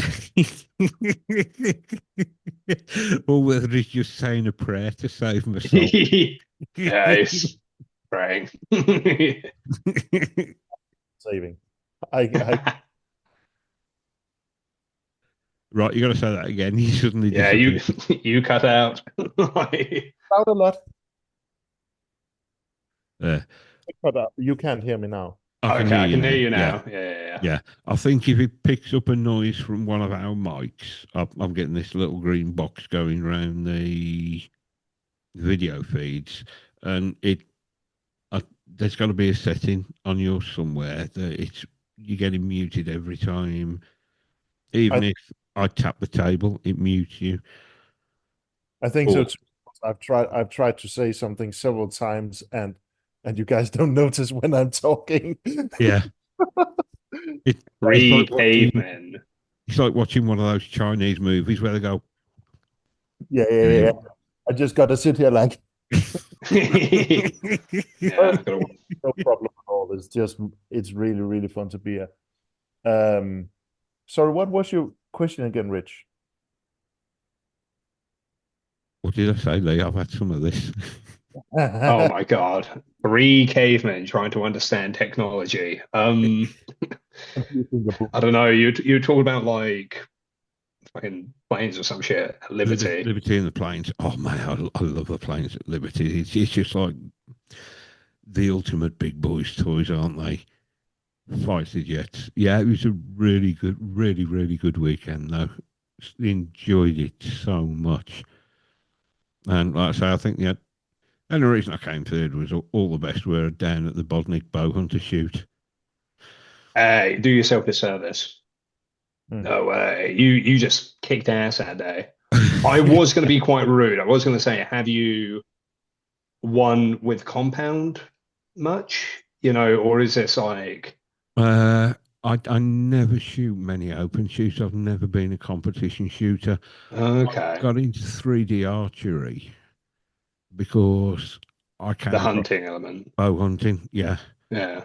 on YouTube, and then saw 3D archery on YouTube and thought, oh, this would be a good way to practice. So is this your first medal? No, I'd Okay, taken okay. uh, a gold and a bronze at Bowbrook. Uh, I'd had bronze twice at Liberty, once at the Turkey shoot, once at the summer shoot. Okay. Uh, what else have I got? IFA, I'd got a team silver, I think, with white mark. Got a bronze at Forest of Arden. That was quite funny because I was shooting a little PSE Stinger X with Eastern Power Flight arrows and a Trophy Ridge 5-pin sight. Came in third, and this couple said to me, "Congratulations, what are you shooting?" And I pointed at my Stinger X with my cheapest arrows I could find, Yeah. 5-pin sight, and they're looking, what? You got third with that? Yeah, of course, they've both got full target setups, Yeah, they got the long rods, wing crazy, bars, expensive crazy sights, level. lenses, all the bollocks. And I'm there with like bargain basement budget Yeah, starter kit. baby's first compound. Yeah, that's it. No, that's still My first I compound. yeah, my first little compound. Well, yeah, I think it's being able to just get some Excuse shinies. me, I'm dribbling. Don't worry. I'm putting it down to my age. Yeah, it's because you're ancient now. Oh, yes. Yeah, no, I think still just getting some metalwork, some shiny on your first year with single string is Yeah. still really impressive. I feel proud, giving you a little push into I trad. went back and did their turkey shoot in November. I shot with Maddie and John Hillsden. Yeah, yeah, yeah. First half, I was quite impressed with how I was shooting. I think I was about 6 or 8 points behind Maddie and John. Had chili at lunchtime, and then it all went downhill after that. You had I think I chili at came, lunchtime. yeah. Oh God, yeah, no I think wonder, dude. I ended up seventh or eighth out of 15. I was somewhere about the middle, but it was, Well, you did well holding in, mate, it was such a try tough not to shit course. panned. I've never seen a course as tough as that at Liberty. They'd one of the guys at Course Lays now, I think they said he used to be at Rednecks, a member of Rednecks, and he laid an absolutely demon course. But he Okay. got used to the turkey shoot without wishing to take anything away from Liberty. The turkey shoot was always slightly easier because it's in November and folks travel a distance. I want to get them in, get them round, and get them out. So, I mean, I was Yeah. fortunate. I stayed at Alex's on the Saturday night, so I hadn't got a 3.5 hour drive there in the morning. Yeah. But what a challenging course. Okay. I was happy because it was my elevations that let me down. My lines were generally absolutely bang on. Yeah. It was just the elevations, the ups and downs. Of course, I'd come back from the States and I'd still got the run up to the States. I'd been nothing over 20 yards and I'd got the fixed crawl knock on, hadn't taken it off. So I'm trying to think, shit, what are my gaps now? What are my gaps at this distance? Of course, everything was geared up for nothing more than 20 yards for the States. So to come back Yeah. and then shots out to 50 odd yards, it's like, oh crap, where, Aiming at the moon. where do I aim? And I mean, I'll have to work out the actual FOC of the arrows I was shooting, but I think they're probably around somewhere between 23 and 26% FOC.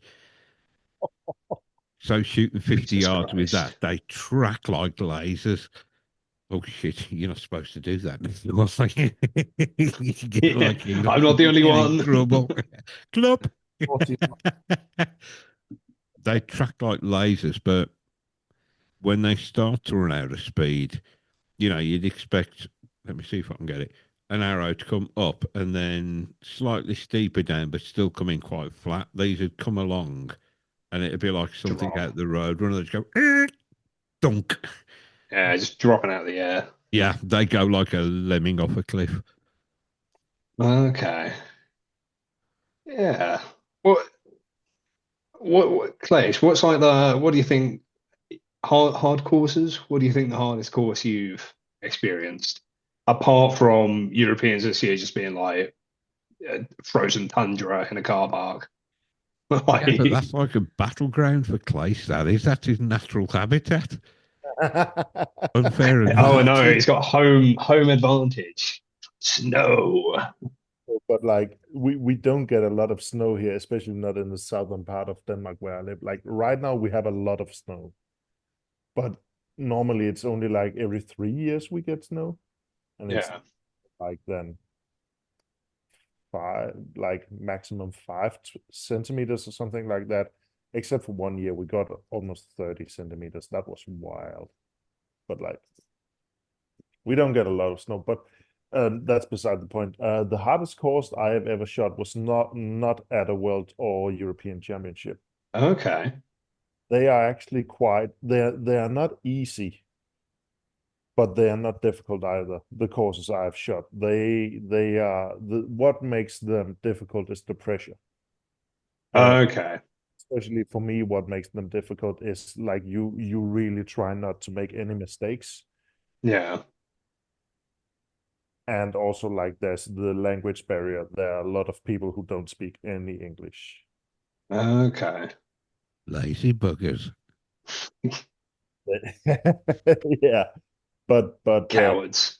the hardest course I have ever shot was here in Denmark, a course called Generhol that is shot. Get in hole. Hmm. Okay.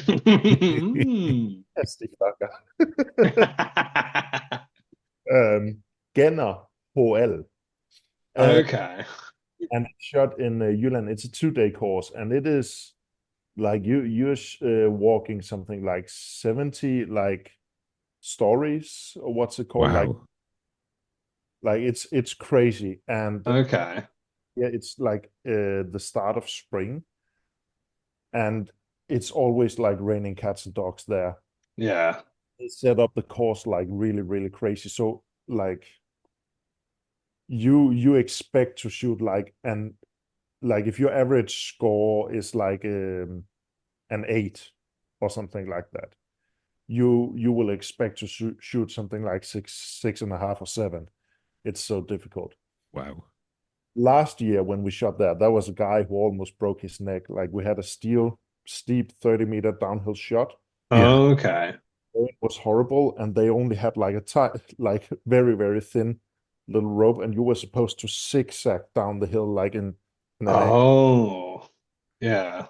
with his bow and his binoculars and all straight with his head into a tree. Ooh. And it has always been like that. It's fucking horrendous, and everyone loves that course. Yeah. It's like jackass course. Like, All muddy, and like I live 3 hours away, so you're all muddy, okay. just drained from all the shooting and driving 3 hours home. Like, why the fuck am I doing this every year? Yeah. Torture. Gents, can I leave you two to talk a minute? I really have to go and drain the main vein. Oh my God, I do too. You know what? Rich, can we have like a 5 minute like piss break Hang that you on. can edit out? I'm going to run. Text me about 30 seconds. I've got to flow like a fire hose. Give me 30 seconds. I'll come back and then you go off. We're going to have to go in Okay. rotation here. Klaes is God, just why going to can't sit you there edit and this laugh at us. fucking thing? Can you guys sing a medley of popular classics, please, while I go and drain the main vein? Just Yes. carry on talking, Yeah, gents. sure. Back in a sec. Hey man, how you doing? Then we went into the podcast fast. We didn't even get to like There proper. was no preamble. I didn't get to say Yeah, howdy doody. like this is the first time we're actually talking and not just texting. Yeah, I know. I mean, yeah, before we started recording, I said like, "Oh my God, hello!" It's first time you're hearing my voice directed at you. Yeah, Because I mean, you've sent me a couple of videos.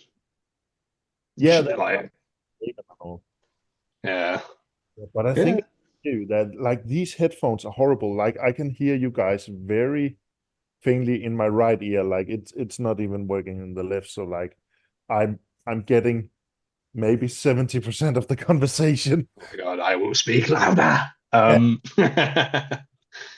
Yeah. No, I mean, I'm just using my ones I wear.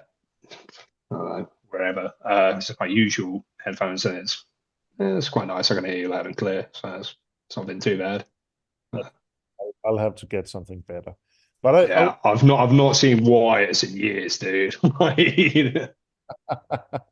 I don't use them usually, but I was going to ask you earlier, like with the Supercast, like, do you know if you guys are doing it again this year or anything?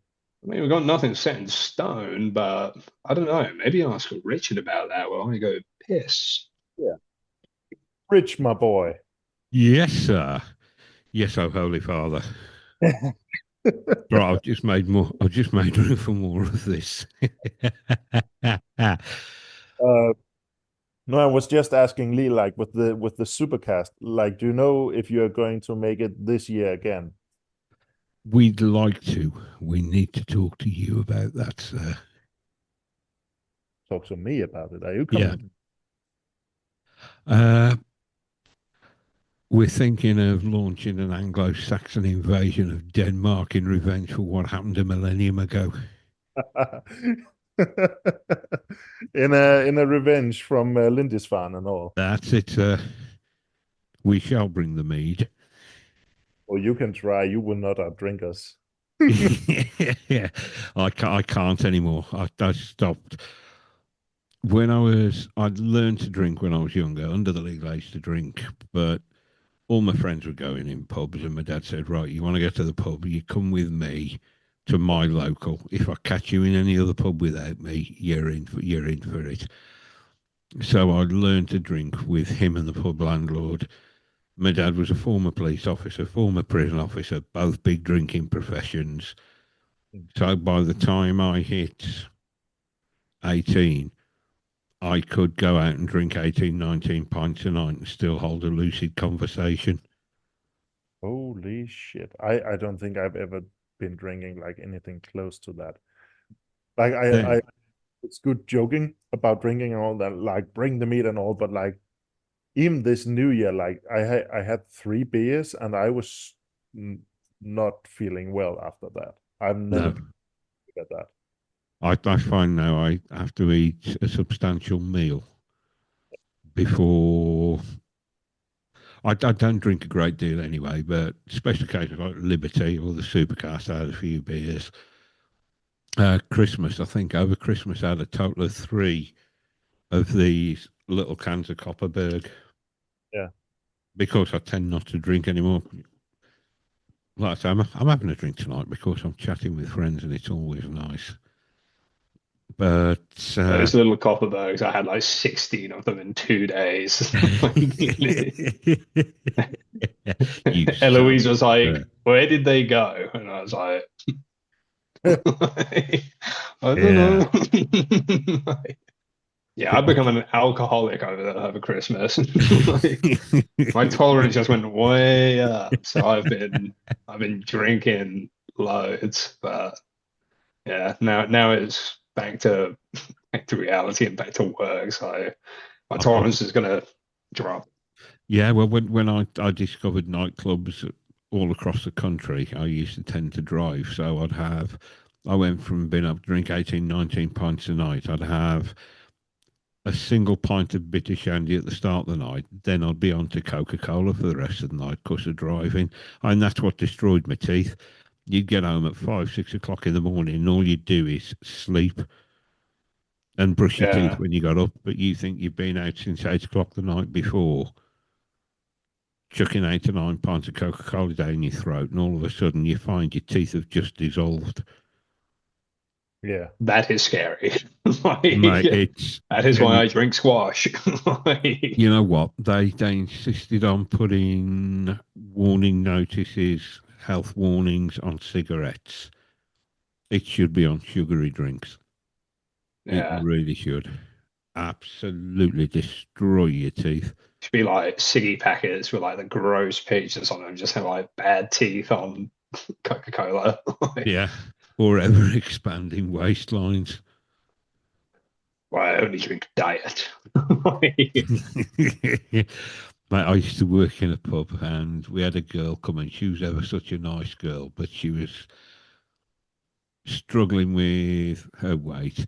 But she'd come in and have a bottle of Diet Tango and 2 bags of pork scratchings. oh yes, the diet tango will wash it away. It's fine. No, I think we'd mentioned once before about leading an invasion of Denmark. I Yes. I mentioned it to Oliver, and he'd be well up for it. Yeah, bring the recording of Chris. Sorry, Yeah, I say that would. again. Yeah, I would be up for it too. That would be awesome.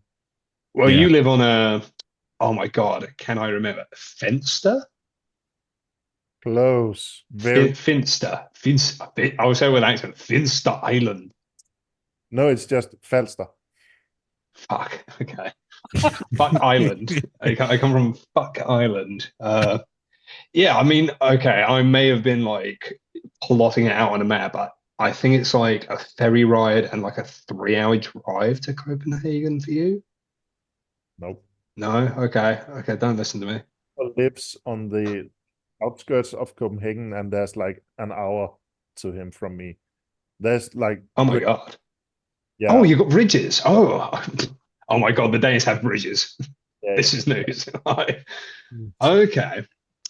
Okay, well you think that's they that's went cool. across every water on fucking longships, mate? Well, I mean, maybe. I mean, I went on Google Maps and it had a little picture of a boat on it, so I thought, okay, these guys still love sailing. Uh, if you guys want to try out, I actually know a guy like back when I was 19, I think. Um, One of my friends' dads asked me if I wanted to try sailing in a Viking longship. Uh, Wow. I did that a couple of times and got to sail with the or what's it in English? Sea stallion. That Okay, that's cool. That's Yeah, cool. cool ship. Um, that could be cool. Try to arrange something like that. They sail like quite often with that just around the fjord.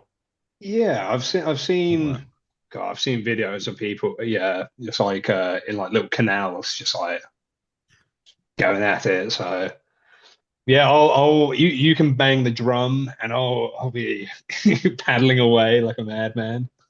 Paddle away. I will warn you Yeah, though, if Lee's not paddling fast enough and you whip him, that just excites him. yeah, it makes me go slower. Oh no, I'm going slower. To whip me more.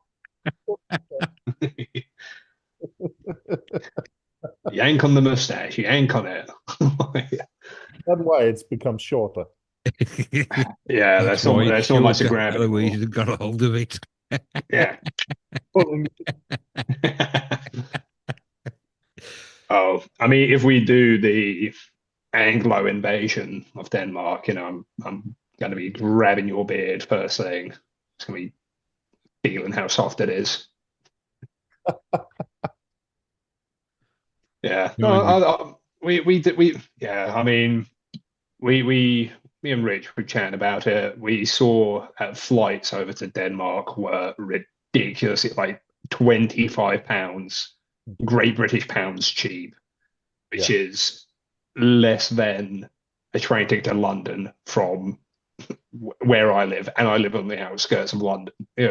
Outskirts of London. I say I'm in the next county over, but it's just like it looks crazy. So we are having a little think Yeah, but about. Mayor Sadiq will be claiming you soon enough. Hmm? Mayor Sadiq will be claiming you soon enough, won't he? Yeah, no, I'm the champion of Surrey. He's gonna get through me. He's gonna get through me first. Mate, he's a dwarf the size of your legs. He'll just run straight through him. Yeah, he could sprint at me full pelt and not touch not touch any of me if I just widen my stance. Yeah, he'll just run through your legs and speedball your nuts on the way through. How tall's Oakenholt? How tall's he? Is he like 7 foot? Is he gonna make me look small? Oh, he's not 7 feet. He might be like I'm 6 foot, 6 foot 1, and he's like he might be 6'5". I Oh would fuck! I'll wear my big boy boots. correctly. He's like 193, and I'm 183, something like Okay, I think I'm like 190. I think that's You have to buy okay. some of those goth boots with the huge, thick soles. I do have new Timberlands that have quite thick soles, but I got them because they're black and match my outfit. I got so sick of wearing all black at competition and I just have my little brown boots. Like, so sick of it. Oh, brown, huh? Oh fuck. Like, Oh, dear me. I don't know what. I was listening to the Push podcast when they were in Sweden and Denmark, and the only thing that concerned me was travel within the country. It seemed like it was mega, mega expensive for trains. that. Was that in Sweden? Yeah, I don't know. Like I know the Americans talked about that, but as far as I know, uh, taking the train in America is like very, very cheap.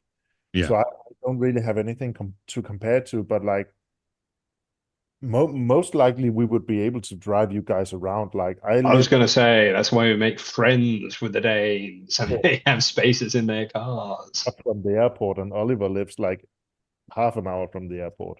Wow. So That's Okay. Copenhagen Airport. yeah, Yeah, because I was looking at the weekend, and apparently it's more difficult to get flights from Birmingham into Denmark. They tend not to go direct from Birmingham to Denmark. They go via Schiphol. mm, But I think Come to London with me The London airports and Manchester are just straight there. I think it's about an hour and 50 minutes. yeah. for £25. We could do it. We could do it. Yeah, apparently Copenhagen's like mad expensive, but it would be like a little holiday kind of thing. So Yeah. I think it would just be so fun to go over to Denmark. Uh, It, A, to see you guys. B, chill out, have a nice get together. You know, I think it'd be cool. Yeah. Show you guys what real longbow is. Ooh. Ooh. Place has just gone from archery Jesus, bow Jesus, to Bond villain.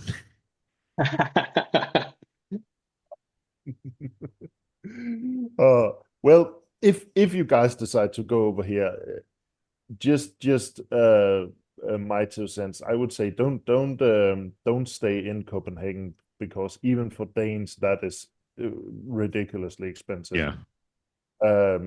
Just like you can find something cheap on the outskirts of Copenhagen, or like in the smaller cities close to Copenhagen, and that will be way cheaper by far. Something more rural. But Just something like more rural, kind of like out the way. I that might actually be the first time I need some translation. What is it rural means? Rural countryside. Oh yeah, Countryside. Yeah. Sorry, my English devil tongue tricking this poor Viking. Klaes, how much do you charge for your sofa per night? Oh, we'll figure something out. Oh yeah, I think the logistics would be fine I stroke your beard. when everyone's available. Yeah, it's definitely going to be a. Oh yeah, Yeah. it's definitely going to be You figuring look like out you were what's. feeding the pony then. Gonna have a bald spot here. Yeah. And I'm gonna have a bowl spot here. Yeah, I reckon we can like Velcro our faces together. Yeah, timings will be the most decisive thing though, because it's like everyone shoots with everyone's to a different organization, and everyone's got like different plans. Yeah. So it's like, I know Maddie can't do She's got July. again. Yeah.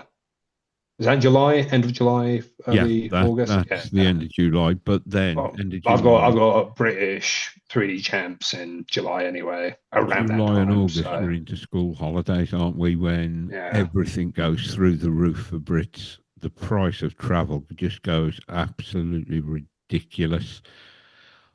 I mean, what we'd mooted was like fly out on a Friday, yeah, just do like Sunday a there, fly back on a Monday.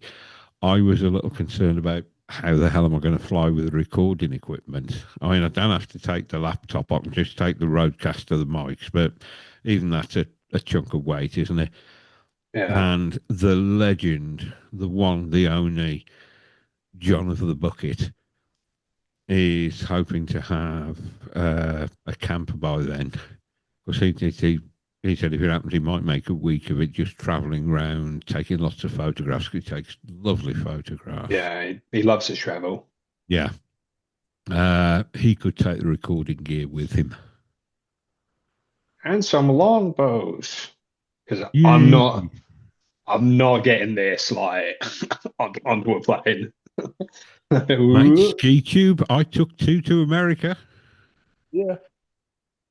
You can do it. It could be Ski done. tube. I mean, I do have a big postal tube. Like it came in like a big like thick PVC pipe and that's got Yeah. like padding on the inside. But I don't know, could make it work. Could make it That- work. You're traveling to like the big championships, and you see the longbow archers come in from like the airport with the buses and all. You just see these huge PVC tubes with paracord wrapped around them and all, and it's just Okay. Yeah. that's what everyone does. Okay. Well, I mean, I've already got one of those, so I can make it happen. I could get my bow over there quite easily then. Yeah. Okay, we're making progress. Yeah. I mean, if we can't arrange everybody to get to Denmark, I've already spoken to Alex, and they could have a relive the Viking invasion Lindisfarne. land. Well, I mean, he's got the advantage there that we were fortunate. We were quite, actually, I say we were small in number. How many of us were at the Supercast last year, Lee? Oh God, there's loads. I'd have 15, 20 of us? yeah, I'd reckon around that. I Yeah, mean, we the were able big to group camp in. picture is, it's over 2 Instagram picture posts, Yeah. like to get We everyone were able to in. camp in Alex's garden, but if we wanted to make it bigger, he could get us a deal on booking the entire campsite. Yeah. And I mean, some of the places you look in this country, you want to go glamping and it's 150 quid a night. They're really reasonable. That place, Westerby Farm, they're really reasonable on the prices. They're nowhere near that. They got some of those like nice yurt tent Yeah, kind of yurts, things. bell tents, I'll sleep on one shepherd's of them. huts. Like, yeah, no, it is good. Oh God, my tiny, tiny tent. Yeah. Like, I got into a tent this big. Like, I think me and Elvis had the smallest tent out of everyone, and I had to crawl in there. Anybody else would have called it a sleeping bag. Yeah, it was. Yeah, we definitely need to up our tent game, 100%. Like, Yeah, I mean, I mentioned it to Oliver about it coming over, and he said it'd be nice to shoot a couple of your 3D courses as well. Yeah, it really would. It really would. But man, if you can't get it to work timing wise with everyone, I think it would be a good possibility that Oliver and I would just travel to the UK too, because this year I'm I'm not going to speak on Oliver's behalf, but there's a good chance we won't do the national team this year. Oh wow! I was going to say something about this because I saw you comment on Paula's post about and I don't know what any of that mean. So I was going to ask if you can like explain that because the fact that two really good longbow shooters, well, really good, two of the best longbow shooters, in Europe are saying, big no. I was very curious. Basically, what World Archery is trying to do now is they say they are going to try and reduce the prices because it's already like Ridiculous. Yeah, expensive to go. And the way they're trying to do it is basically uh, like next year at the World Championship, it's going to be in Yankton in USA, and they are going to try to combine it with the World Field Championship. So if I remember correctly, the way it's going to be, instead of like the whole Danish national team go, it will be 2 or 3 days where the longbow archers shoot, then 2 and 3 days where the traditional guys shoot, then 2 and 3 days where the barebow archers shoot. So it will be prolonged, and that will mean that the team event and the team event won't be a part of it, and we won't be able to travel as a team.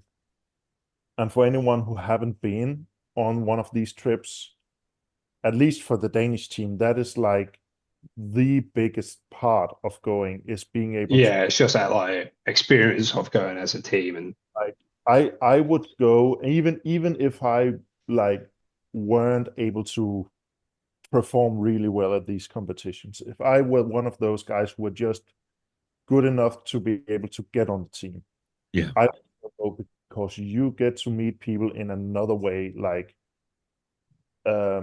it has been so wild. Like, the story I use to explain it best is at the World Championships in Slovenia last year.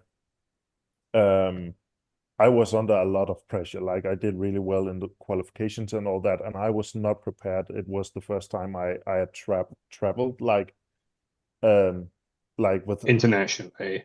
yeah, and I just broke down one day, just broke down crying like sudden. I didn't see it coming in the hall, and like almost like my whole team were around me immediately, especially Klaes Pinbo. He would there like just comforting me, and it's like that the whole time. Everyone is there for everyone, and that is such a surreal experience. And we will lose that if World Archery decides to. Yeah, so you won't have that like team cohesion. Yeah. And we will get less shooting basically. So if they end up doing that, I won't go because it's simply not worth the money. Then I will rather just save up and go to England or go to the Timber Point shoot, or go over to Border and visit Sid, or go to the US on a hunting trip or whatever. Like, there are so many things we can do with archery. So it's like, it's not everything for me. And I know Oliver has it the same. Like, he is not willing to pay whatever the price for this, even though he's gonna try because he's reigning world champion. Yeah. Yeah. We'll see. We don't know yet. Yeah. Yeah. Well, I mean, we'll play it by ear and see further into the year, like how everything's looking with everything. Yeah. I mean, there'll definitely be some sort of invasion. Oh yeah. Like I say, last year's Supercast was so incredible. Yeah. That No, it was super good, wasn't it? it's got a. Like I say, to me, it was going to be a one-off, and I think you were the first one to say it, weren't you, Lee? What we're doing next year, because this isn't the only one. This is the first one. Well, I missed the Friday, so I want my Friday, Saturday, and Sunday. Like, yeah, no, I think it was also really good because is it Mark Street, the other Yeah, commentator? He was saying it was really good because I don't think he would have been able to have that sort of like one-on-one time to pick Carl's brains yeah, about compound. And he was saying how it's been such like a valuable experience to have a fun shoot because otherwise he wouldn't see him. He would see him yeah. only at competition. And I don't know how the compound guys are at competition. I don't know if they're like, more locked in and don't want to be spitting game on what they're thinking about or whatever. So I It's think it's a really good again, opportunity to meet, you know, different levels of archers it's a within the game of community. precision with compound. I mean, one of the guys at Paget yesterday picked up a compound. He's a right-hand shooter, neck at his shoulder, shooting left hand, puts three in the kill, said this is easy. And it's trying to explain to him that when I say the kill, the 8 ring on Yeah, so a 3D target. And I'm trying to explain, mate, you may as well have missed with a yeah. compound. If you're not It's, hitting that 24 kill, mate, I watched Bodie practicing at 120 yards. And when he's disappointed that he's 1 inch left of his aim point at 120 yards, that just drills into you the sheer level of precision of compound shooters. yeah, I've shot both. I loved shooting compound. I think I was getting a little tired of it, and then going single string has just reinvigorated everything. I find it frustrating though because I want to shoot a trad bow. I know I was a distinctly average compound shooter, but I still want to achieve that same level of accuracy I think that's a really good trait, though. with a trad bow. I think that's a really good trait because as someone who's coming from target background, I'm holding my levels of expectation higher when Yeah, shooting like field targets. yeah, It's like shooting world archery targets and then shooting field. It's like uh with like world archery field, they've got like they call them bunnies, but they're like three oh, for round targets at targets. less than 20 yards. Yeah, but it's like I think the furthest they can be is 20 meters on the Yeah, marked round. And I think at unmarked, the furthest they can be is 15 meters. Could be wrong. But I always practice the hardest version of those distances. So it's like Yeah. if it's, I always practice that target on the max distance and then work my way down to see how I'm doing. But at 20 meters, I was hitting like the 3 ring, the 4 ring. I would occasionally hit the 5 or 6, but I was being like, oh fuck, like I'm not hitting the 5 like at 20 meters. Yeah.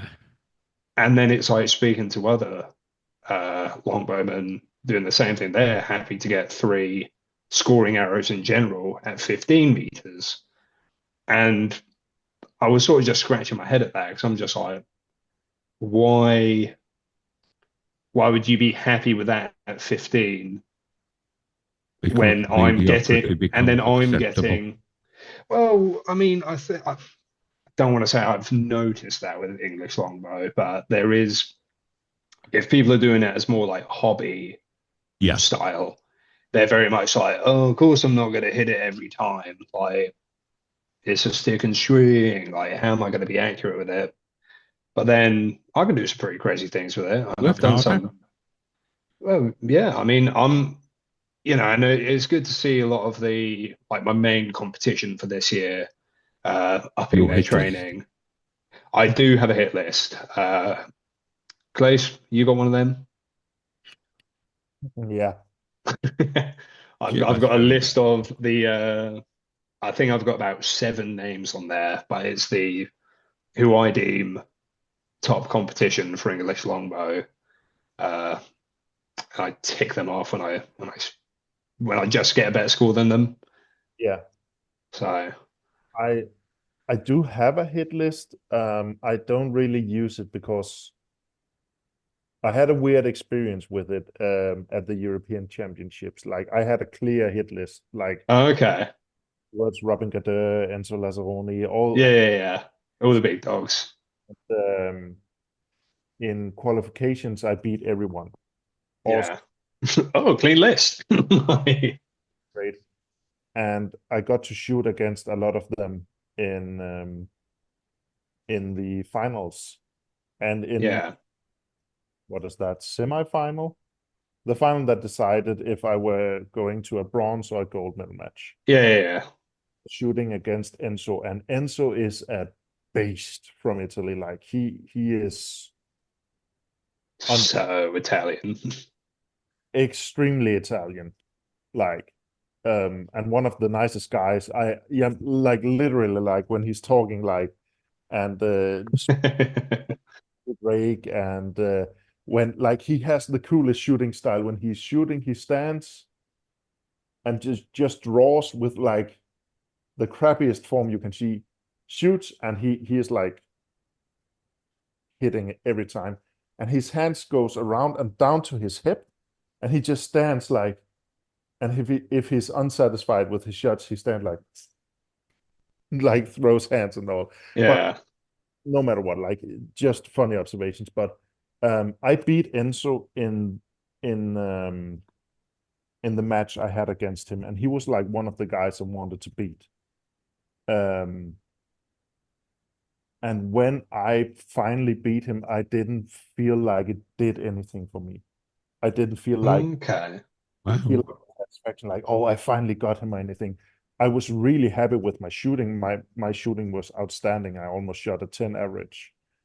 Um, but it That's did crazy. No, that's crazy. like I have never tried anything like it. Like I'm just gonna brag a little bit here, but we were shooting 4 targets, 2 arrows in each. The first 2 targets I shot clean 11s, which is the highest score, Nice. Yeah. 10-8, and then 10-8 on the next targets, like almost like impossible for longbow. Really cool. But that was the only thing like I was happy about. I was really happy about my mindset. I was really happy about my score.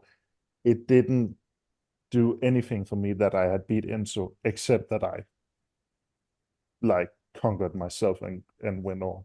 Yeah. Yeah. I'm not Okay. hit list, but I do have one. Uh, Yeah. Oh, interesting. I mean, I think I'll get to that point with myself because the guy at the top of my list is I want to test my mettle against him this year. And, if all goes to plan, and I do claim a victory over him, it'll be interesting. Well, we'll have to do another podcast episode so we can dissect how I feel after that. Right, But I do need to clarify for listeners in the UK who shoot NFAS, when Clay said he hit almost a 10-point average per arrow, what World Archery called the 10 is what NFAS called the 24. So I you've think got that's the to think, 11. guys, this Every, guy is shooting an average of, most of his arrows will be in the 24. That's where the compounders are shooting for. We don't often see compounders clean around. He was just up, not a million miles off cleaning around. That puts into perspective the talent of this man. He is a crazy shooter. He's a crazy level. Thank you. I was going to say something, but I can't remember what it was. We're too busy glazing you. Yeah. It's shining on him again. I am going to have to put this up on YouTube because there are some moments that they will only work on YouTube. Viewer, go to YouTube right now to watch that. Archery Jesus with his glowing halo. I saw Klaes's lips moving, but because I was talking, it's muted his channel. I'm going to shut up now and wait for Klaes to talk. I didn't hear what you were saying, but I just said I wanted to do some what will we call it? Conversation parkour. Okay. Go back to another subject. Yeah, we can do a flip. Rich, you mentioned something like you had trouble traveling with your longbows, right? It wasn't trouble traveling. I traveled with Delta. They were amazing. It was just taking two longbows because they're one-piece longbows. I put them in a ski tube. I was allowed 2 check pieces of baggage and a piece of hand luggage.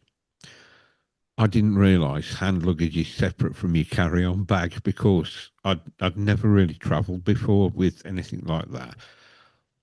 So I said I need to go with a takedown bow next time.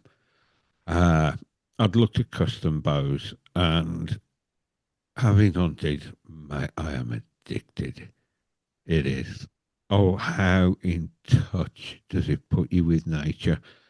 And to learn to sit still for somebody who's constantly checking his phone or computer or a serial fidgeter, to learn to sit still and just be aware of what's around you is phenomenal.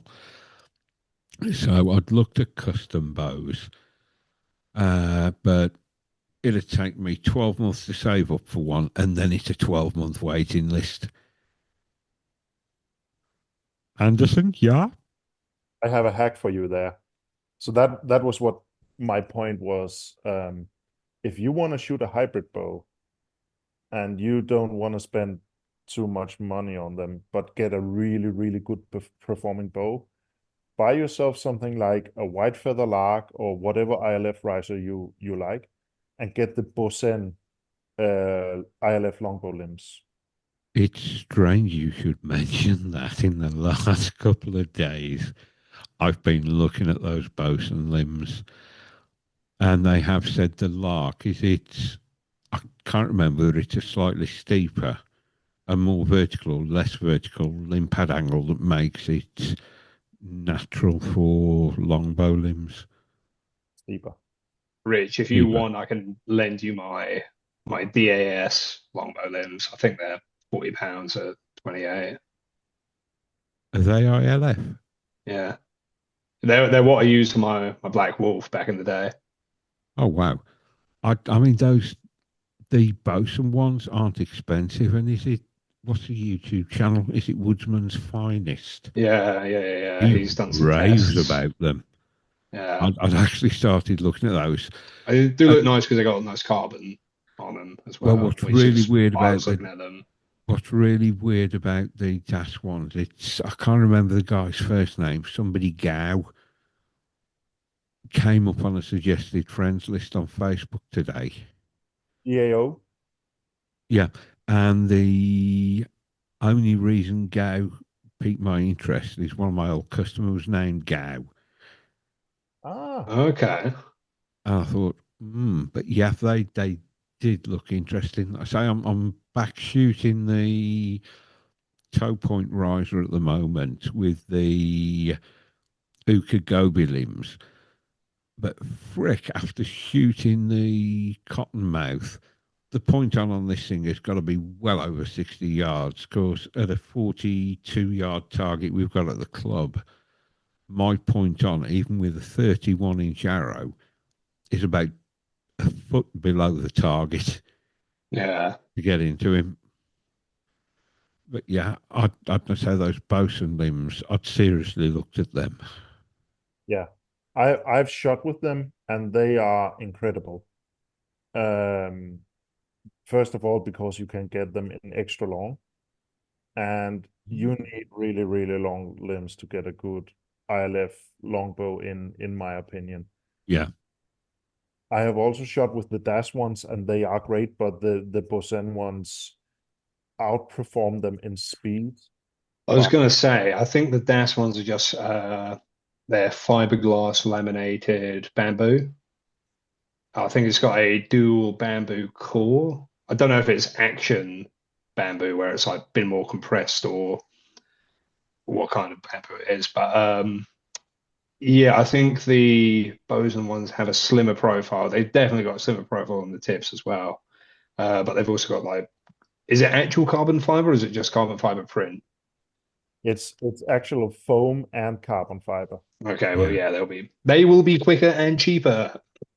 Not only that, and they are also super aggressive. But one thing that's really cool about them is if you look like at the front profile, they actually start out really, really wide and then they slim in to Oh, like wow. molygap. And of course, the slim Okay. tips mean they're quicker, doesn't it? There's Yeah, less less material inertia on moving. the ends of the limbs. You know what? When I started this single string adventure, I thought it was going to be so much simpler than Oh, it's just two bendy sticks in a like string. fuck is it? Yeah. Mate, compound is a simple machine. Trad, Yeah. single string. Jesus Christ, is it complicated? It's a weird mix because you've got the like really sciencey like resistant materials kind of like science combined with like the artistry of actually getting good results with it. So Yeah. it is a weird combo. Only thing back in the day, they were just looking to hit, a man-sized target. Now you're looking for, like I say, when you look at you averaging almost 10 points per target, the compounds are only shooting 11s. I know it's a pro spot, but the standard of archery seems to be going up and up and up. And I think we talked about this last time we recorded, didn't we, Klaes, at the World Championships? When people look at world champions and people who are shooting in the world championships, they don't expect them to completely miss a 3D target. You've got to be, even if you're shooting fives, you've got to be on that target. To be the best in the world, you can't afford to miss. Yeah, it's different from every person, like how they do with their mindset, because like and it depends on the course too, of course, but when you get at a like at least for longbow at a really high level, you are starting to expect not to miss. Yeah, Like and you are not only like in the good old ye olden days of world archery, Archers here in Denmark at least were like, if you were hitting the target almost every time, just hitting it, Yeah. shit. Where I it's very few targets where I step up and don't like expect a 10 and is okay with an 8. Yeah. But also it happens at the European Championships this year. I had one miss that I only had one miss, but that miss really frustrated me. But that was like a fucking goose, like this size at the and we were shooting like at the top of a mountain in Serbia, and everything was like uphill, downhill, hill, and between trees, and suddenly completely flat and like nothing to reference. Then they had like a goose at 16 meters.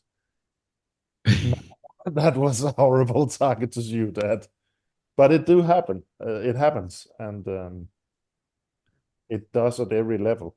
Like there's no one out there that's perfect. Even guys like Robin Gardeur is not perfect. Yeah. There is something I want to address. I addressed it with Oliver, and I'm looking for your opinions. This is referencing elite level archers, the world champions, those that appear on the televised stages. One of the things that's fantastic about archery is it's available to everyone. Don't matter your size, disabilities, race, creed, colour, sexuality, any of that. It's available to everybody. I consider myself a sportsman. That's it. You see a lot of elite level archers referenced as athletes, but they don't look athletic. Is there a difference between sportsmen and athletes? And when you're at the very top of the field, and you look at the Olympics, when this is going to get televised and millions of people are going to watch this, for Oh people to God. take us seriously, do elite level archers need to look more like athletes and sportsmen? No. I mean, if you look at the physiology of archery, it's a stationary sport. There's not really much moving about. And a lot Run of the, archery, oh, yeah, there is run archery, but that's still pretty, I'm not going to say low level, but it's still not it's like, still very much a niche sport, isn't it? yeah, it's still like sort of like Yeah. grassrootsy kind of level. Like it's like, I only heard about it recently because a friend did it. And I was like, oh, that looks pretty interesting. So, Mate, they're savages. yeah, I mean, it does look cool. And, one day I'll do it with English longbow. That'll be fun because then I get a big stick to poke people in front of me with. Stick it out and trip them over. Yeah, my big pike, um, big spear.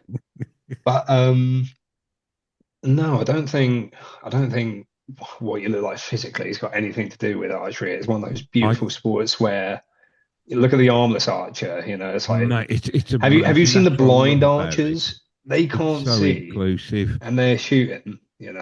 I'm They're, thinking more of public perception. well, I mean, public perception is always going to be bad. It's like even if you look at American football, which is, the biggest sport in the US, but Yeah. they'll see like a 350 pound dude and be like, oh my God, he's huge. How is he going to be any good at running? But he's, absolute Goes and train. falls on top of people and pins them to Yeah, the floor. he'll be an absolute linebacker or something. I'm Yeah. not, I'm not well versed in American football Horses for terminology, courses, isn't it? but if you look at one thing I find really interesting about sport is if you look at the best strongmen and then look at the best ultra runners, two different body shapes. Yeah. It's not one cookie cutter Superman looking dude who's going to No. be excelling at every sport. It's I think there is definitely a level to the athleticism in archery because it is sort of a strength endurance kind of sport. You know, you're pulling a lot of weight for quite a few reps. It's like Especially target archery. I mean, what you're shooting sometimes 144 arrows a day, 144 arrows. plus your warm-ups. Yeah, plus you're, usually sighters, you get a Yeah, couple ends of sighters. So you can be doing like uh yeah, upwards of 144 arrows. And it's like I did a post ages ago, which was like, okay, if I'm pulling 60 pounds 144 times, I've pulled this much weight in a day, and it's ridiculous. yeah.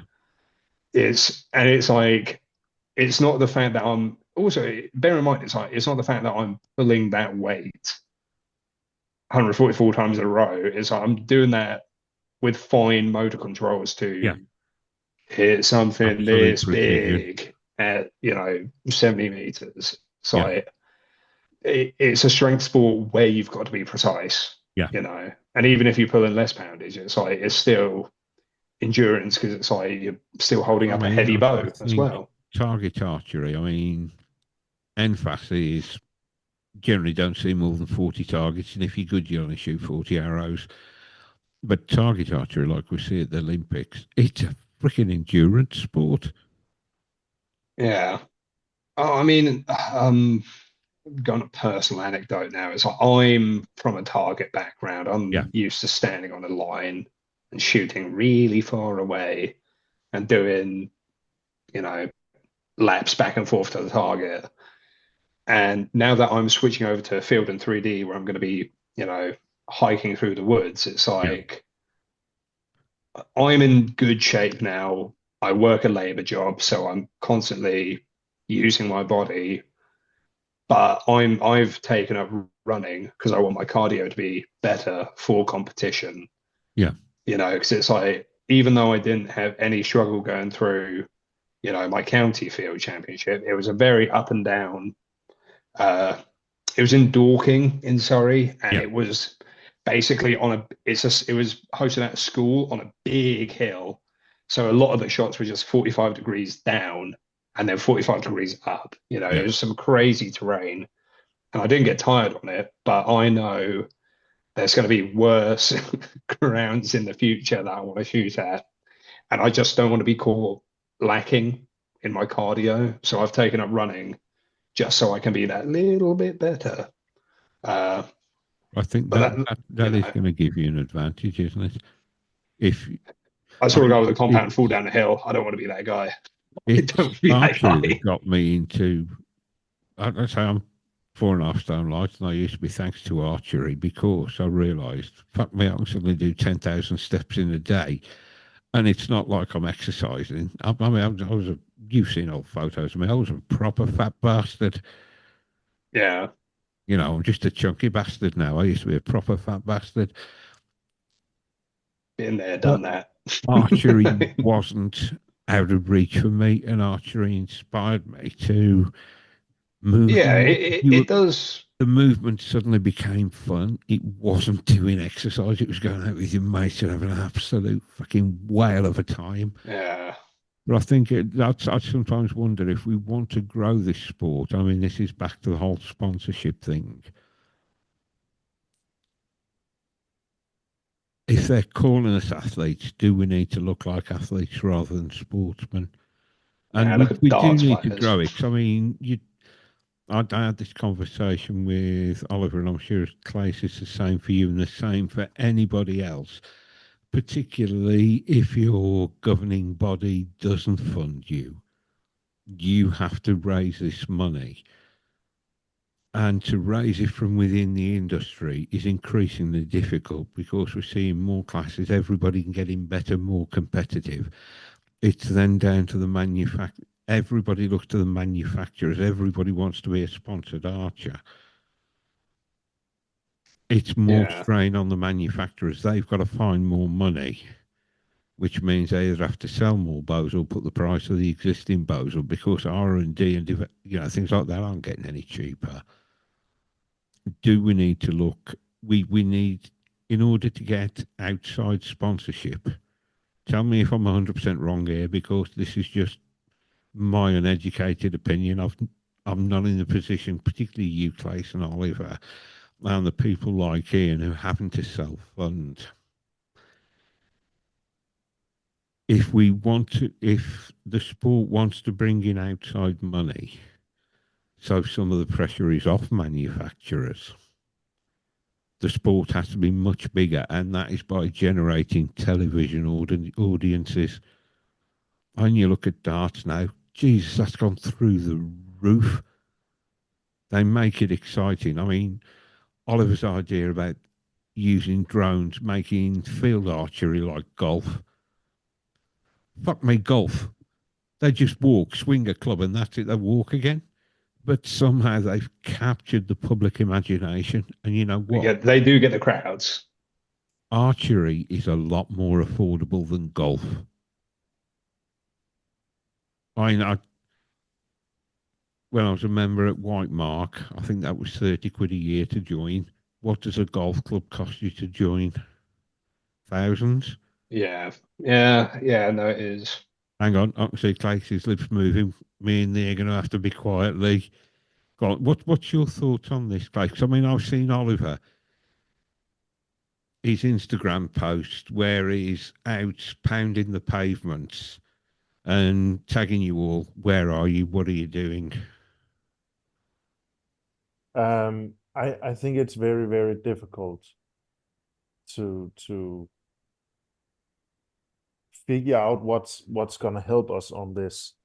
But I definitely think like if we want to grow archery specifically like traditional archery or 3D archery or field archery or something like that, we have to go like for a more what do we call it, like where television is more available, where it's Yeah. more consumer friendly, basically, I guess you would call it.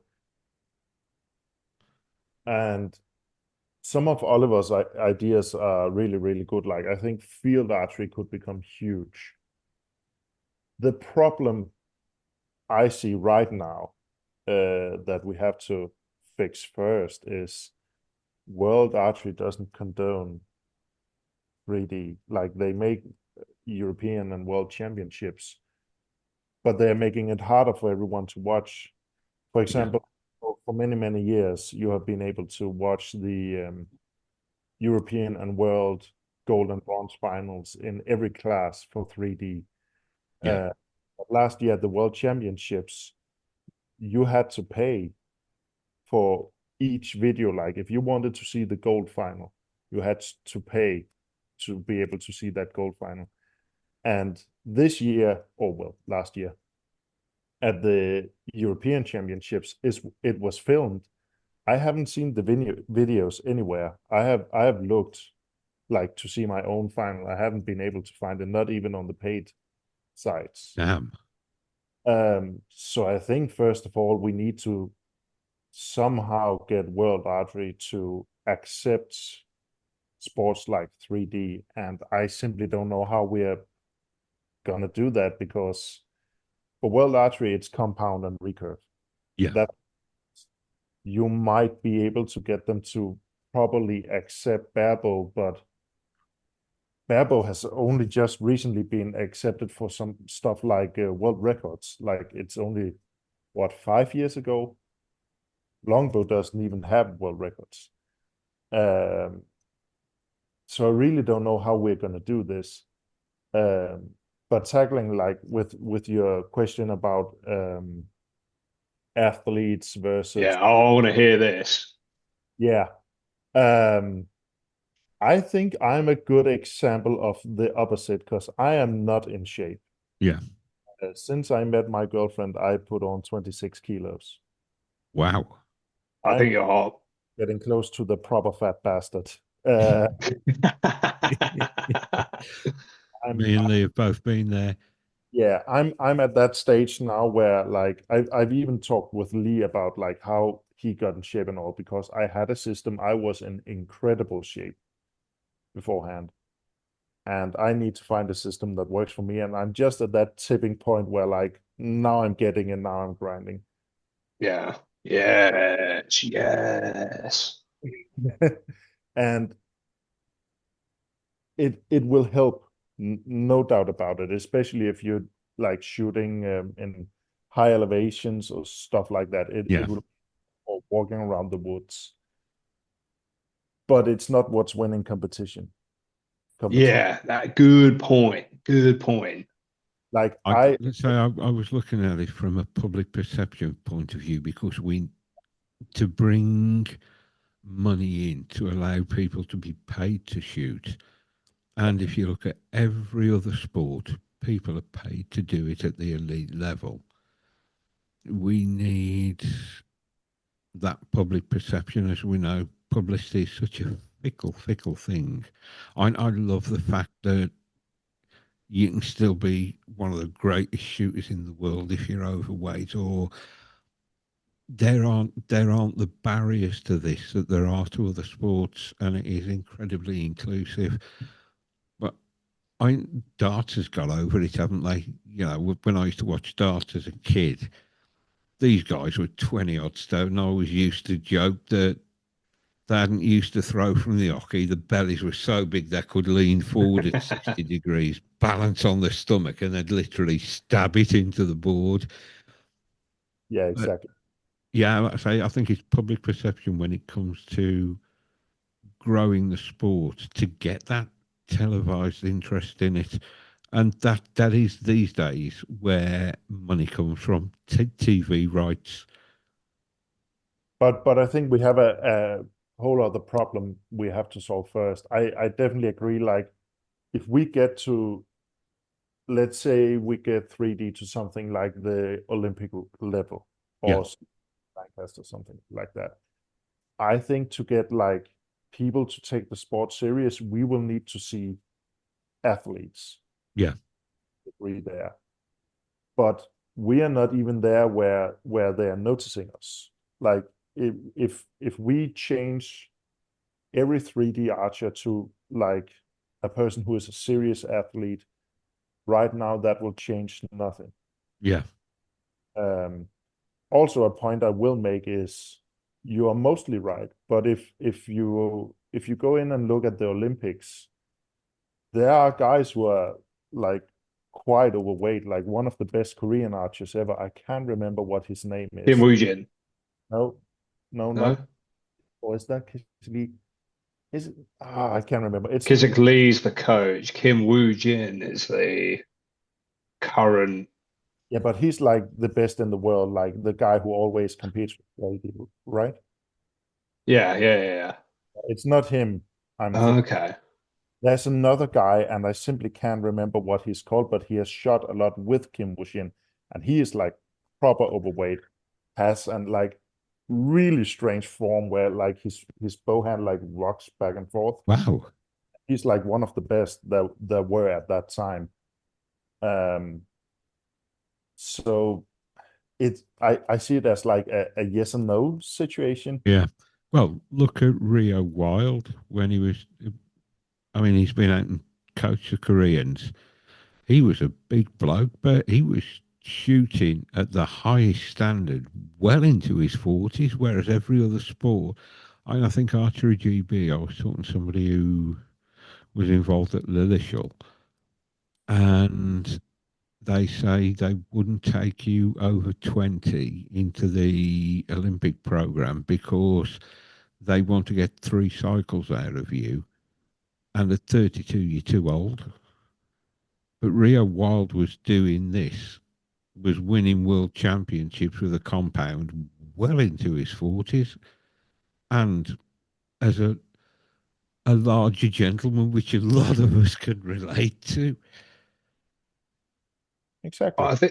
I think one of the oldest Olympian recurve shooters was like in their 70s and still made the team.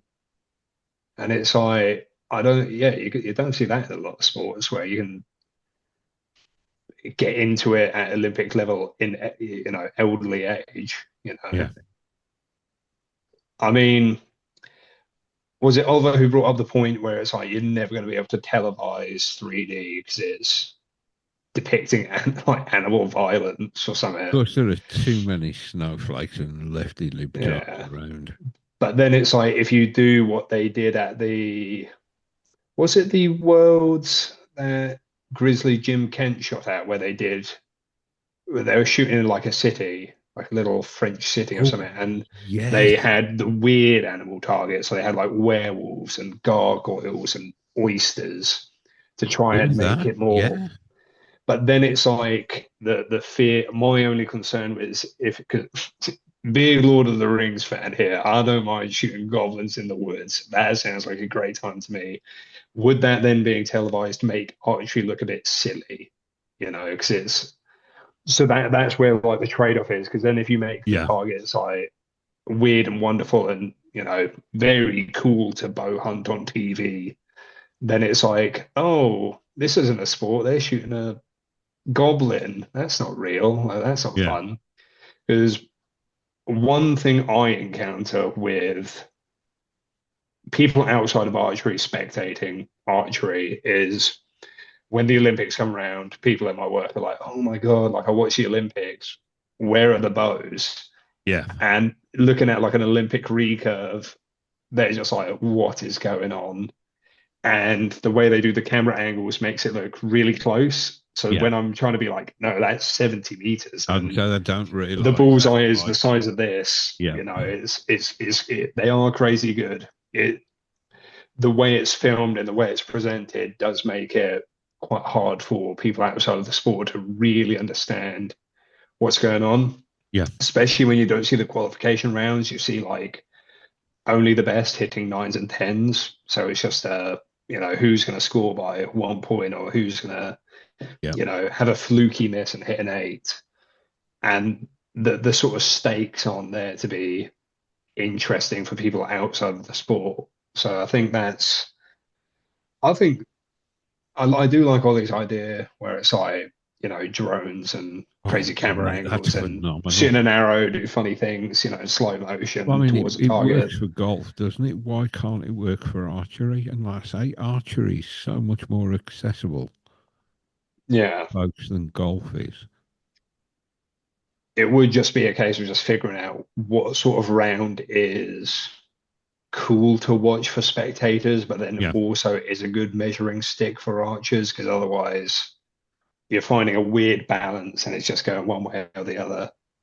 Yeah. That's my 2 cents, and I'm I'm a local legend. I don't shoot internationally yet. I think we need the input of Bo Jesus here because he's the man that, He's done it. yeah, the voice of experience. Well, first of all, I just want to make the point that I want to see you, Lee, at some point with the weird stick you have at the World or European. Yeah, it's on my goals list. It's I reckon 5 years, We were talking about a this, 5 year weren't we? plan. Yeah. Yeah, I reckon I can get to international level with English longbow. I reckon I could rival some of the flatbow shooters.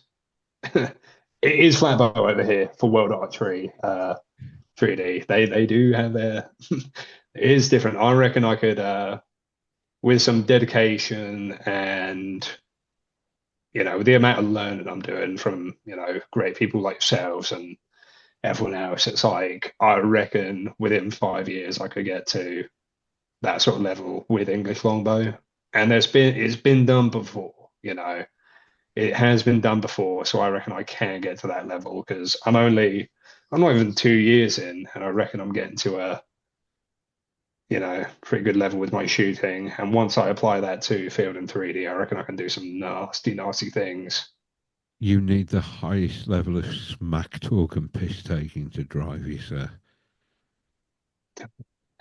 What do you think I'm trying? What do you think I'm trying? You only hit an 8, you pathetic wanker. Yeah, realistically, I reckon I can get to a point where within that 5 to 30 meter window for World Archery 3D, I reckon I can hit. So I reckon I could get lowest scoring arrow in an eight. I reckon I could definitely That's achieve phenomenal. that. I really reckon I can do that, and that's with a 60-pound bow. So yeah, I do have some big plans coming We up. had So the discussion, didn't we, about bow poundage? And Yeah. you said, and to be honest, it's something I'd heard a lot before, that a heavier poundage gives you a cleaner release off the fingers. It slips easier off the fingers, where a lower poundage will allow you to maintain consistency for longer. And I found it shooting a 30-pound recurve. It allows me to work more on form, but that slip off the fingers is a lot more difficult than with a 45-pound bow. Yeah. Yeah. No, I find my releases a lot cleaner with a heavier poundage. And, even when I shoot like 50 pounds with my Black Wolf, it was like, I could definitely tell because, God, this is going back quite a few years, but a few years ago, I went from shooting 50 pounds to shooting 30 I pounds have to to say, improve my bear in form. mind, Jesus is judging you now. Yeah.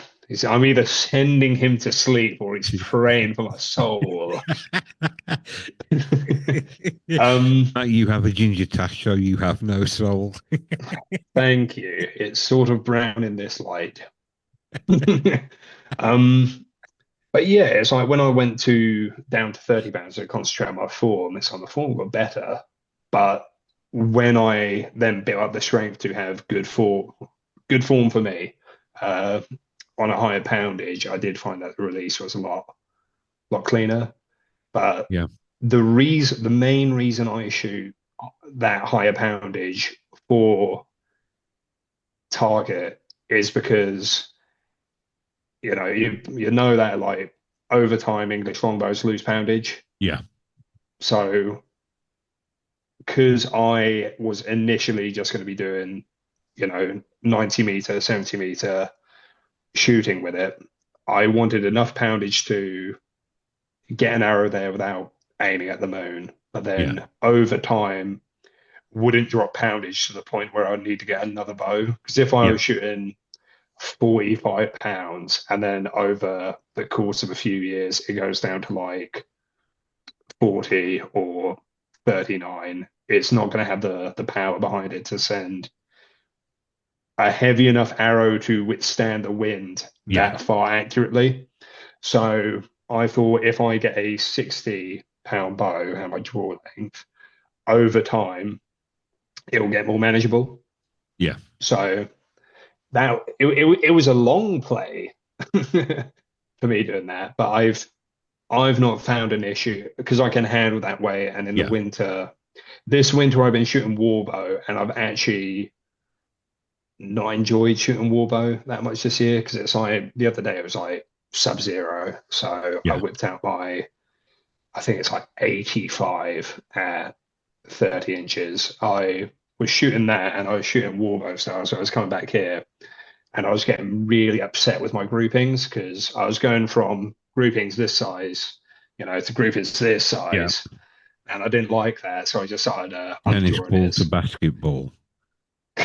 Dude, this was like paddling pool, like even worse. I was just not enjoying it. So even with a God, it must have been about high 70s, early 80s coming here then. I was shooting that and just shrunk my groups down immediately. And I Yeah, was like, okay. But yeah, I've not seen an issue with shooting 60 at, especially for like 30 meters. It's an absolute laser yeah, going in. And for English longbows, it's like one thing. God, this is going to sound so autistic, but I've been studying my competition, and luckily there's a few good YouTube videos of some British field champs, British 3D champs, and I've been watching how other people's arcs are because I know who's shooting what, based off their Instagram posts and what they say with yeah. their bows pulling. Just watching these like absolute arcs at 30 meters, I'm just like, don't You like want to that. come in like a 223 bullet, flat as fucking hit hard. Yeah, it's like I can, I can just drill an animal target at 30 meters kill zone pretty, pretty accurately. Yeah, And from going through some of the posts of people who've done 3D champs before, I've seen a lot of people complain about the longer range shots and saying that there should have been more 10 to 15 meter shots and less 30s. But then my absolute switched on mode is 30 meters. Yeah. So I'm just like, okay, if that's where people are struggling, that's where I'm going to excel. So that's why I put more time now into practicing the really short shots, which I know I struggle with. Yeah. See, I Klaes? that's the thing with... What do you think about poundage? The disadvantage of the wooden arrow is with carbon arrows, you can increase the spine and not the diameter. I mean, you can go to a 3.2 mil internal diameter arrow, which will buck the wind. But I presume with wood arrows for the, what is it, 10 to 5/16, 10/32 arrow. 11/32. Yeah, a 5/16 is good for up to 40 pounds, and after that you need to up to an 11/32. Is it?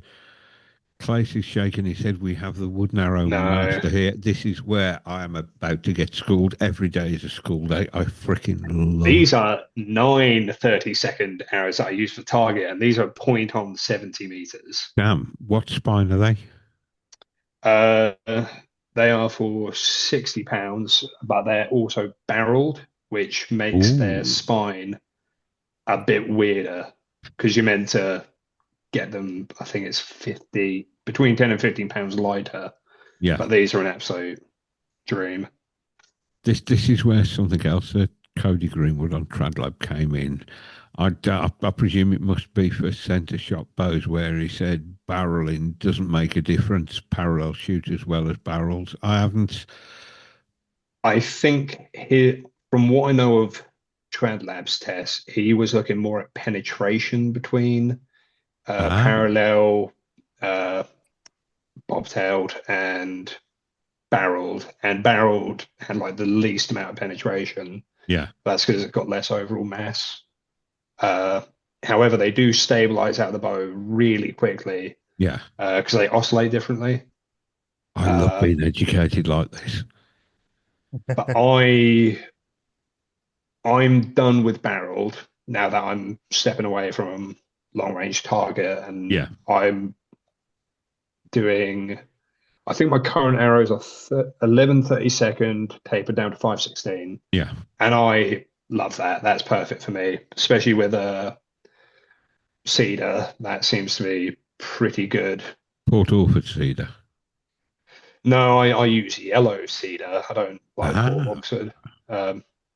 All I know about Port Orford cedar is it smells stunning when the arrows snap. All cedar will smell good. All cedar will smell really good when it's cut. But yellow cedar is slightly harder.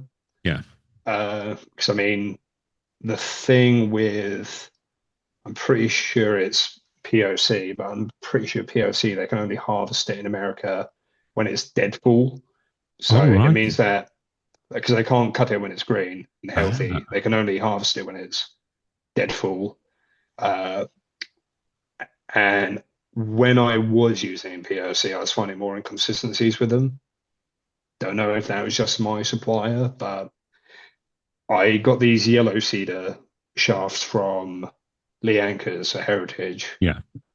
On those, and I've had no issues with them. And with my other arrows, if I hit anything wooden, they would just snap at the shoulder and, irreparable. Yeah. But with these ones, they hit wood, they punch through. Like, they are seriously hardy. Yeah. Which is good for 3D. Like, oh yeah. I personally prefer spruce.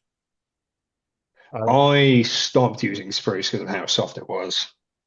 Yeah, but I found the spruce. Well, I think it's spruce now. When I think of it, it might not be. But from Sherwood Shafts, I think. Yeah, I've not ordered from them. I know you rave about them, and you've told me to buy it from them before. Yeah, I was supporting English business. Yeah, but when you're aiming for the top, you just go with what's best. Yeah, I may have to try some. For ages, I thought that was Sherwood shafts, as in Sherwood Forest. It's not, is it? It's Sherwood shafts. And watching stuff on YouTube with woodies, the number of times Sherwood comes up is phenomenal. The Sherwood shots are really, really good. I really love them. The only problem is getting them to Europe right now is too expensive for me. I can't pay it. So I've gone over to I'm using Falco arrows right now, Yeah. Port of Exeter. And I like them. My problem with the cedar is it almost seems like the wood is too dry or something because it's like flaky. So it's not like a smooth surface. There's like small flakes in the wood. Is Sometimes that in the grain? Is that in the grain rings where it starts looking a bit flaky? Yeah, yeah, yeah. I've got a set behind me that are like that. yeah. And I've found that to be like it happens too often for me to. Yeah, But I see the shoot's good. I shot the 540 yesterday with cedar arrows. I shot the European Championship with cedar arrows. Um, so yeah, I just want something that's light, basically. And it has been a long time since I've had to like worry about durability for the arrows. Uh, yeah. Also just because I make so many arrows, so I never really run out. Fair enough. What do you think about poundage? Uh, Whatever works, man. Like I, Yes. I personally like 43 for Yeah. That's the. so crazy that you're like, not 40, not 45, 43. Like, I'm testing a prototype right now for from Yako, that is 45. another, like, another. Um, it's yeah, it's even though it's only 2 pounds. You can feel it. Yeah, I can feel it definitely. And Okay. right now I'm shooting 38.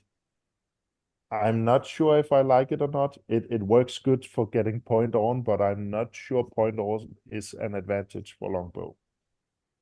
Uh, Uh, what was that? that surprised me. The point on's not an advantage. The reason is for me to be able to get a point on with a longbow, I have to shoot a 750 grain arrow. Yeah. Uh, Oh, yes. So it'd be If I make any mistake, your arc's quite big, so your gaps are big at different distances. like my arrows are going like this, Yeah. and the problem is they are so heavy. So even though I have a point on, if I make the slightest mistake in my loose or in my grip pressure, they are out. Yeah. It's a very unforgiving bow Yeah, style, isn't it? yeah, I find it to be That's very. what makes good shots feel so good. You know. But it's like it is really awesome. The reason for the point on also not necessarily being an advantage for me, I find is I've always been instinctive Yeah. shooting. I look at what Yeah, I instinctive. perform. Um, but when the point is right there under the yellow, I tend to find that I focus on the point instead. And when I focus on the point of the arrow, I have a really hard time executing my shot sequence. Yeah.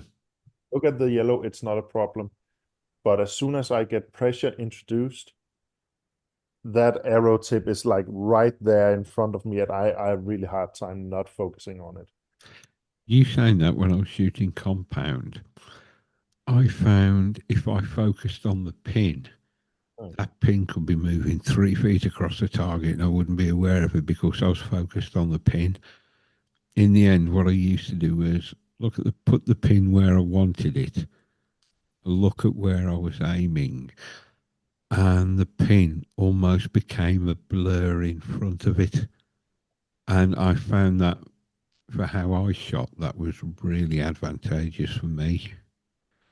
That I was aware of the pin, or if my eyes were going between target pin, target pin, target pin, that led to me shooting worse. It was just do that aim, the old watch it to keep it. And then that pin just blurs and the float becomes less noticeable. Yeah.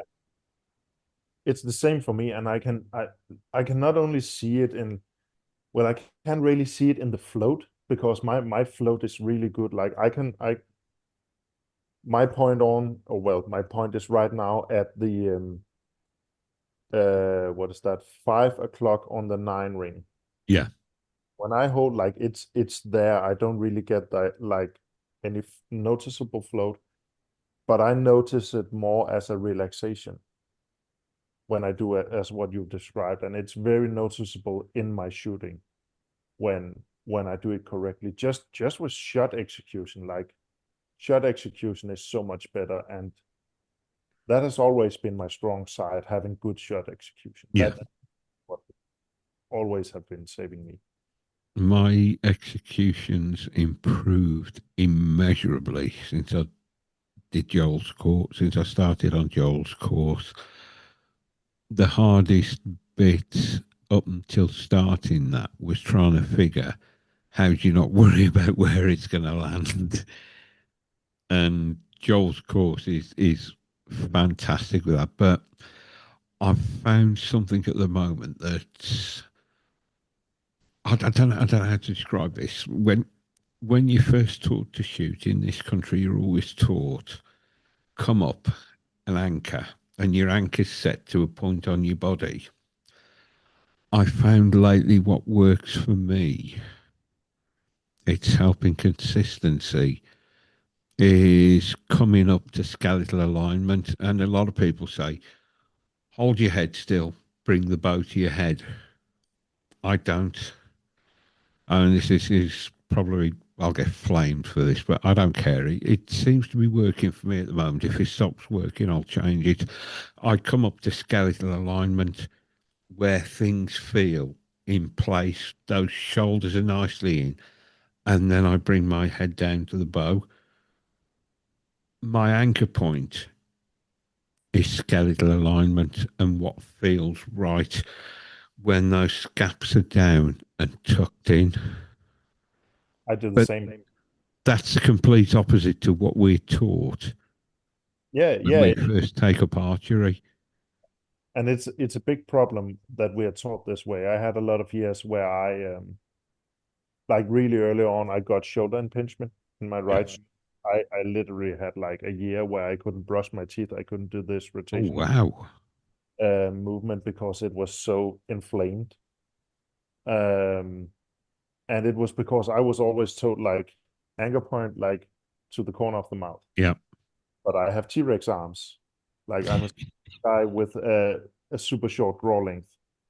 Um, so my skeletal alignment, my hand is actually like on the front of my lips, and when with my indoor anchor and my 3D anchor, Yeah. the knock of the arrow is literally on the tip of my nose. So it's like on the front of my face because my arms are so short. It isn't it. It's something to do with the length of the humerus in relation to the length of the ulnar or the radius, isn't it? Yeah, something like that. Yeah. But I've found if I come into, that's why I think I'm anchoring back here with this finger up under here. And it's very similar. I mean, I chucked a video up on Instagram yesterday. And when I looked at it, I'd never noticed. I've got a look, despite anchoring so quite high compared to like an Olympic recurve anchor where they're anchoring down here. I've got a lovely flat T shape going. Yeah. I, well, being the polar opposite of Place with his tiny arms, I've got really long arms. Yeah. And it's like when I used to be like such a stickler for like trying to achieve like the perfect form, but my body's just not built for that because it's like I've got the crook in my bow arm elbow, so it's Yeah. constantly. I don't know if you can see that. It's always bent. Yeah. Can you see? Ooh, there we go. So Mate, it's that's as already bent as a got a big Labour old politician. yeah. Tell me about it. But then it's like if I come here, my anchor, having a really high elbow feels more comfortable because when I bring it down, it feels so. I'm not using my back. If I'm up here, I feel like I'm using my back. Yeah. Whereas if I'm down here, it feels like I'm just using my bicep. So when I shoot warbow, I'm quite low, and Yeah. my alignment's T shape looks great. But when I'm shooting target, high elbow just works so much better for me.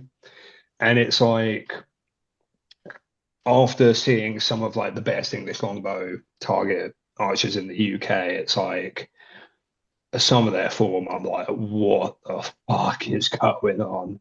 And it just doesn't matter because, like, you know, Ian Edwards says it's like you're gonna have the worst form ever, but as long as you're doing it the same every time, they're gonna be a crack shot. Yeah. And Well, Page you Pierce know, said this when somebody said, "Why don't you coach?" He said, "Because my form is utter shite, yeah. but it's consistently utter shite." And So I can, she rails yeah, everybody, doesn't she, Page Pierce? yeah. Form is just so personal, and I've Yeah. seen some of the best form and worst shooters, and I've seen some of the worst shots. Like, Some of you the worst know, form and best shooters. yeah, Yeah. yeah, exactly that. And it's just That's like, why I decided to go for skeleton alignment, so I'm bone on bone, and then just drop my head in yeah. I because that mean, works for me. It might not you're work for anybody else, but you're if it probably not me and familiar stops me with. injuring myself and gives me longevity as well in archery, I'm happy at that, mate. Do you know who Alex Nunes is, Richard? Alex, Nunes, no, Newnes. no, He was a ridiculously good English longbow archer in both target and field and 3D. yeah, And for his 3D form, he would kind of anchor and then cradle his head in. So he yeah, would do that so he could just look down the arrow. So it's like, and he was the all British champion in longbow for years, you know. So if someone really good at the highest level he could be, you know, does it, you know, the it's going to thing I work for you as have to well. watch that I don't do is I have to drop my head in, not turn it in, because Okay. if I drop my head in, I'll get good string clearance. If I turn my head in, I'm hitting here. I've got adorably chubby cheeks here. I hit there and then my nose.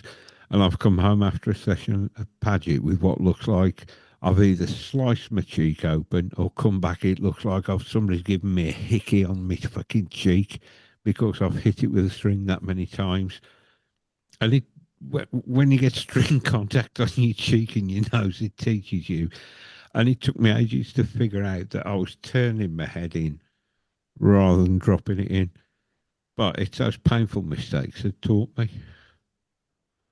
If you Yeah.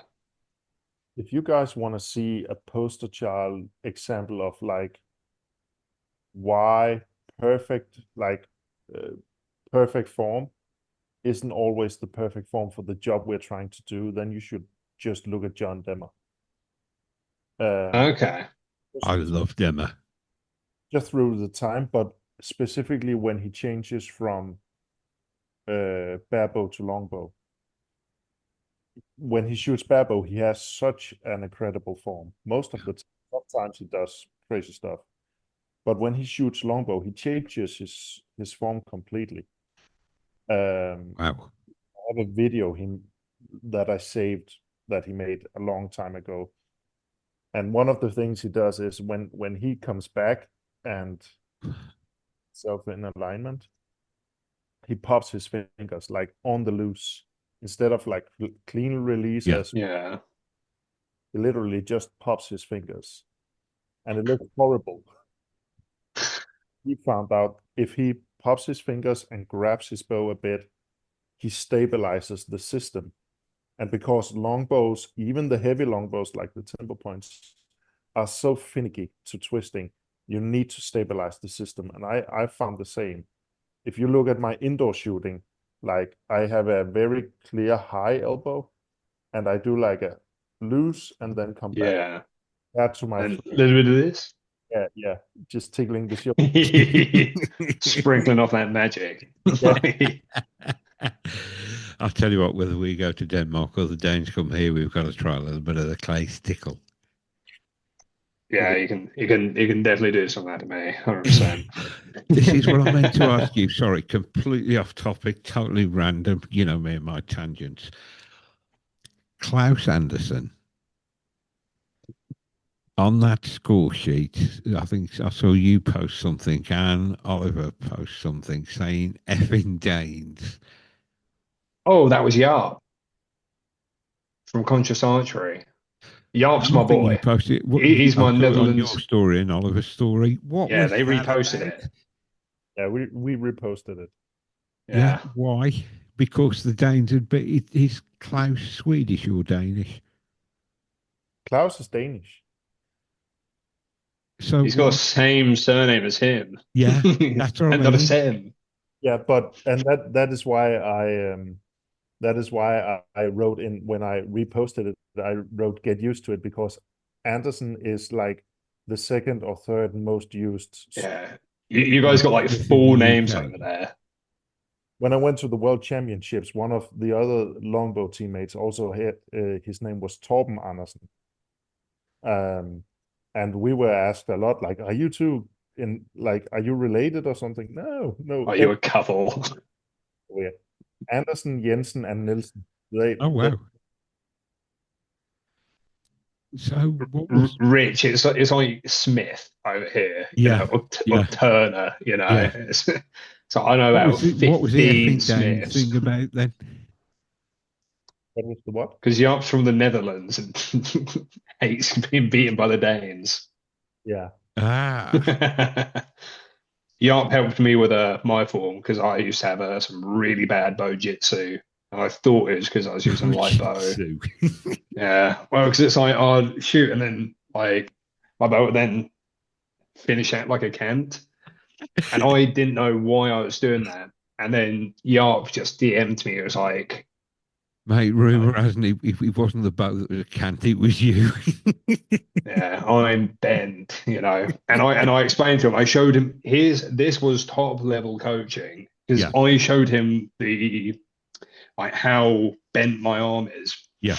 And he replicated on himself like how bent my arm was so he could show me what to do to get rid of that bojitsu. Yeah. And I thought it was a bit hocus pocus, but I did what he said, and my bow instead of like ending here is now like there. So it's Wow. still pretty much vertical. I've done like posts where I overlay the images to show like how much Yeah. movement everything's doing during the shot, and yeah, dude's an Yeah, absolute pro. I feel more natural with a cant. And I found when I was shooting the cottonmouth with a bow quiver, that helped. It pulled it into a natural, more consistent cant. But I'm convinced it's because when I first started watching trad shooting, it was Clay Hayes I was watching on YouTube. And Clay's got his bow at like 45 degrees. And I thought that's how you shot a trad bow. And I think that always stuck in my head. So now it feels really unnatural to try and shoot vertical. I like to lean forward and get that cant on my bow. So weird. I did the opposite. I like when I used to shoot recurve, I used to have a really aggressive cant, and Yeah, then when I started longbow, had a really aggressive cant, and now I find it easier just having it vertically because then yeah, it's like less trying to see like the consistency thing. It's like yeah, I just find it easier to then try and work out, am I yeah. doing this or this? You know, So just having it straight is just with the more bow quiver consistent on the for me. cottonmouth, it just seemed to come into a natural cant anyway. I presume that's just having the weight The on that additional weight side, on one and it was side. really Yeah. consistent. So I've got to buy a bow quiver for the recurve now as well. With some lead in it. Yeah. Oh my God, Weigh I've it broken the down. alcohol seal. Gents, keep talking. I've got to run again. I'll be back in 2 minutes. It's because I'm old, this is. I keep denying that I'm old, Yes, but I am old. yes. Well, I was really pleased when I went to Lou before I came back in. I could still see the master channels bouncing on the roadcaster. I thought, yes, they're still talking. Me and Klaes are the same age and have so much in common. Of course, in the chat, like, I'm a Danish brother. Mate, I have still got serious beard envy of Klaes. Such a, I'd love to be able to grow a magnificent set. I'd love to be able to grow a tash like Yeah, yours. mustache envy, mustache envy. Yeah, yeah. Toilet mustache. Back in a second, gent. Feel free to talk or sing gentle backing music, whatever you wish. Been playing anything recently? Um, Not anything else than Lancaster. Fair enough. Fair enough. I just dabbled in like a bit of field target, but next year, this year, I think the ones I'm booked in for, I'm only doing 3D. And then I think next year I'm gonna do a mix of field and 3D, just sort of like pace it out and see what. Yeah. Again, you've been competing forever, so it's like you know what you like and you know what's good. You know, I'm Yeah. sort of like, okay, I've done target. There was definitely rounds I did not like shooting. Uh, and then there were rounds I did like shooting, and now I found field is really cool. So that's just going to be one, you know, field in 3D next sort of thing. I really think you will like it for your shooting style. Like it's so like even though you're an absolute beast at targets too, like Yeah, I yours won't go that far. uh, phenomenal for film 3D, I think. It's definitely my sort of style because I mean the one thing that I'm ecstatic about is longbow not having sight Mm. because it's like I'm sure I've told you before, but it's like English longbow on the target circuit. You're allowed to have a bow sight, which is like just having like a rubber band just like around the stave of the bow and having like sight marks written on it. And I just honestly hated shooting against people doing that because even though it's a rudimentary sighting system, same with like ground markers, it's still another like method of consistency that does result in higher scores. I will just say for long range target, having a sight helps. But then shooting against other longbowmen without who don't use sight and shoot like me, that is so much more fun because Yeah, it's just like even playing ground in my eyes. yeah, I can imagine. Yeah. We're talking about sights on longbows and ground. Yeah. Well, Klaes was saying I'm going to enjoy field and 3D more. I was agreeing and saying why I didn't like shoot target. Yeah, so I think World Archery 3D is all unknown distance, isn't it?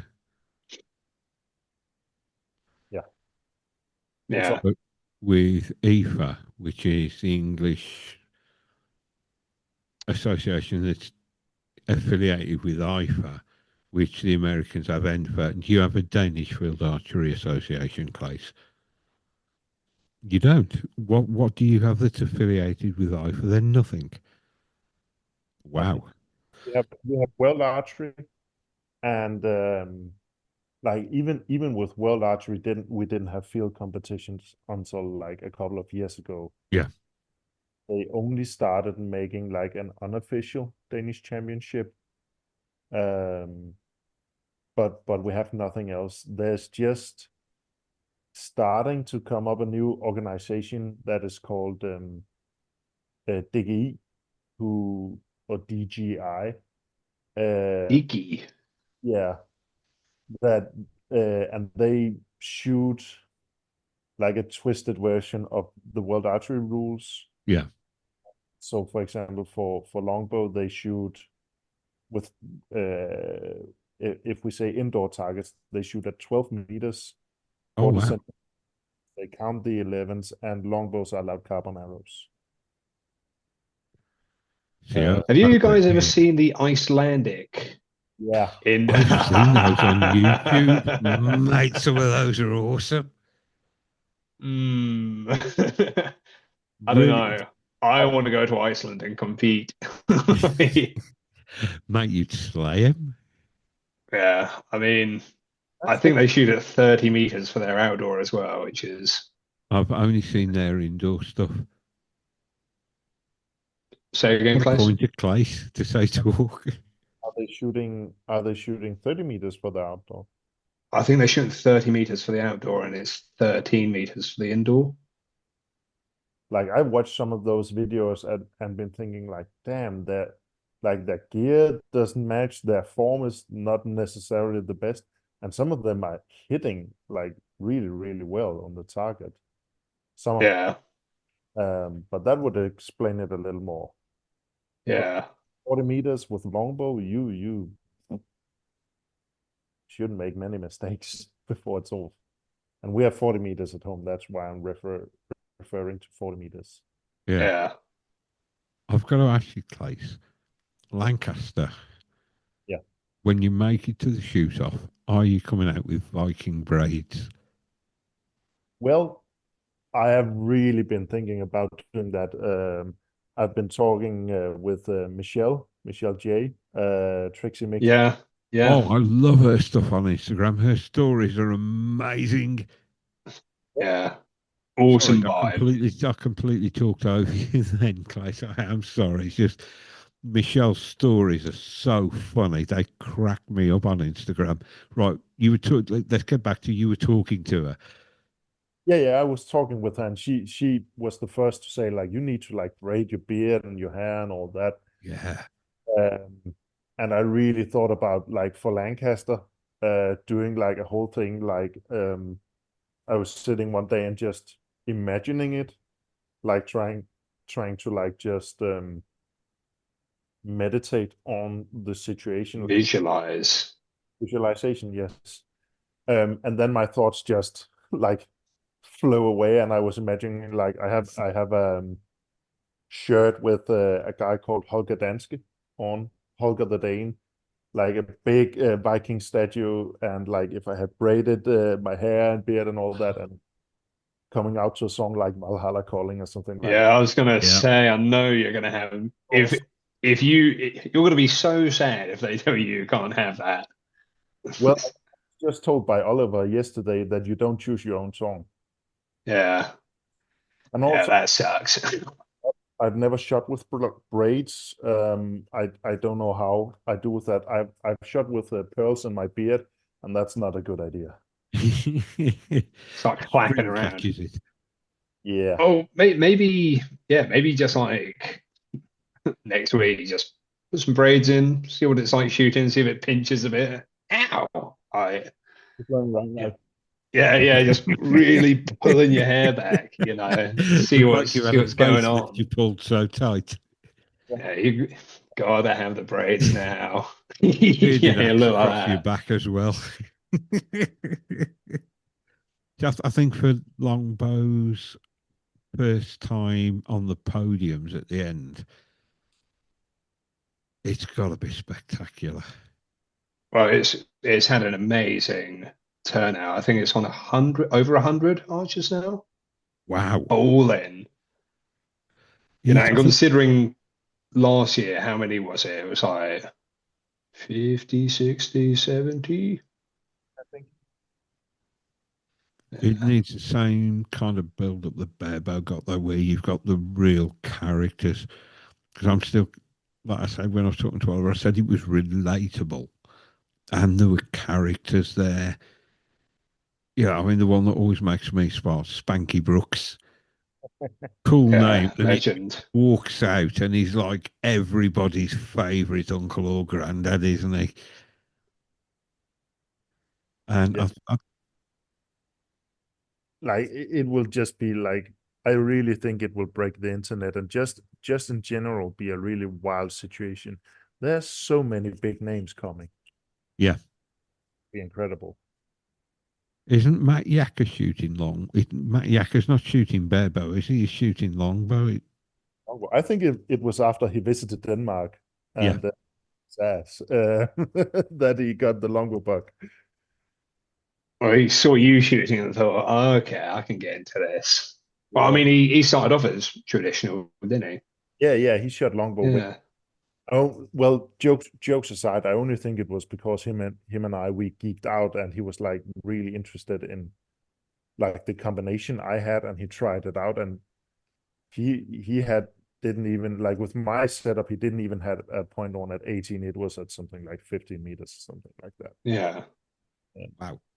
so I think that's why he wanted to try it out, but I don't know. I haven't talked with him about it.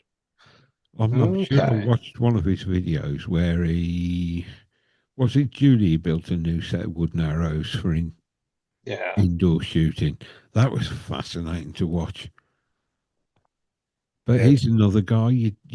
I remember I'd followed him for a while, and he's like a bit of a. He looks like a bit of a Hollywood star, doesn't he? Matt Yacker does.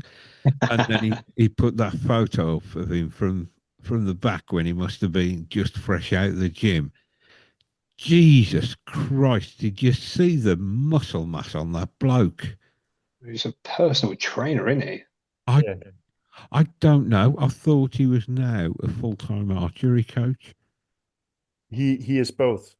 If I Ah, remember, like his job is coaching both in fitness and in archery. yeah. Yeah, he's certified gym bro. Like, Well, I got Mate, he's a freaking beast, and he like I say, he put that photo up from him of himself from the back with a pump on, and it's like Jesus Christ Almighty! You don't realise you can see he's in good shape, but when yeah. he put that photo up, and people, there were metaphorical jaws hitting the floor all over the place, weren't there? He's such a thirst trap. Like yeah, he was modeling the push quiver on Archie Ladown, wasn't Oh, he? the Ridge Runner. It's When you look not a good when you're handbag. wearing your wife's handbag. You're somebody in archery when archery let down or archery hooligan puts you on a post. yeah. Get there one day. One day. Oh, Archery hooligan, Anthony and Steph over at the off centre archers, they actually know archery hooligan. We're oh going to have to wow. send him if he reappears, we're going to have to send him a photo of Lee with the emo archer thing going.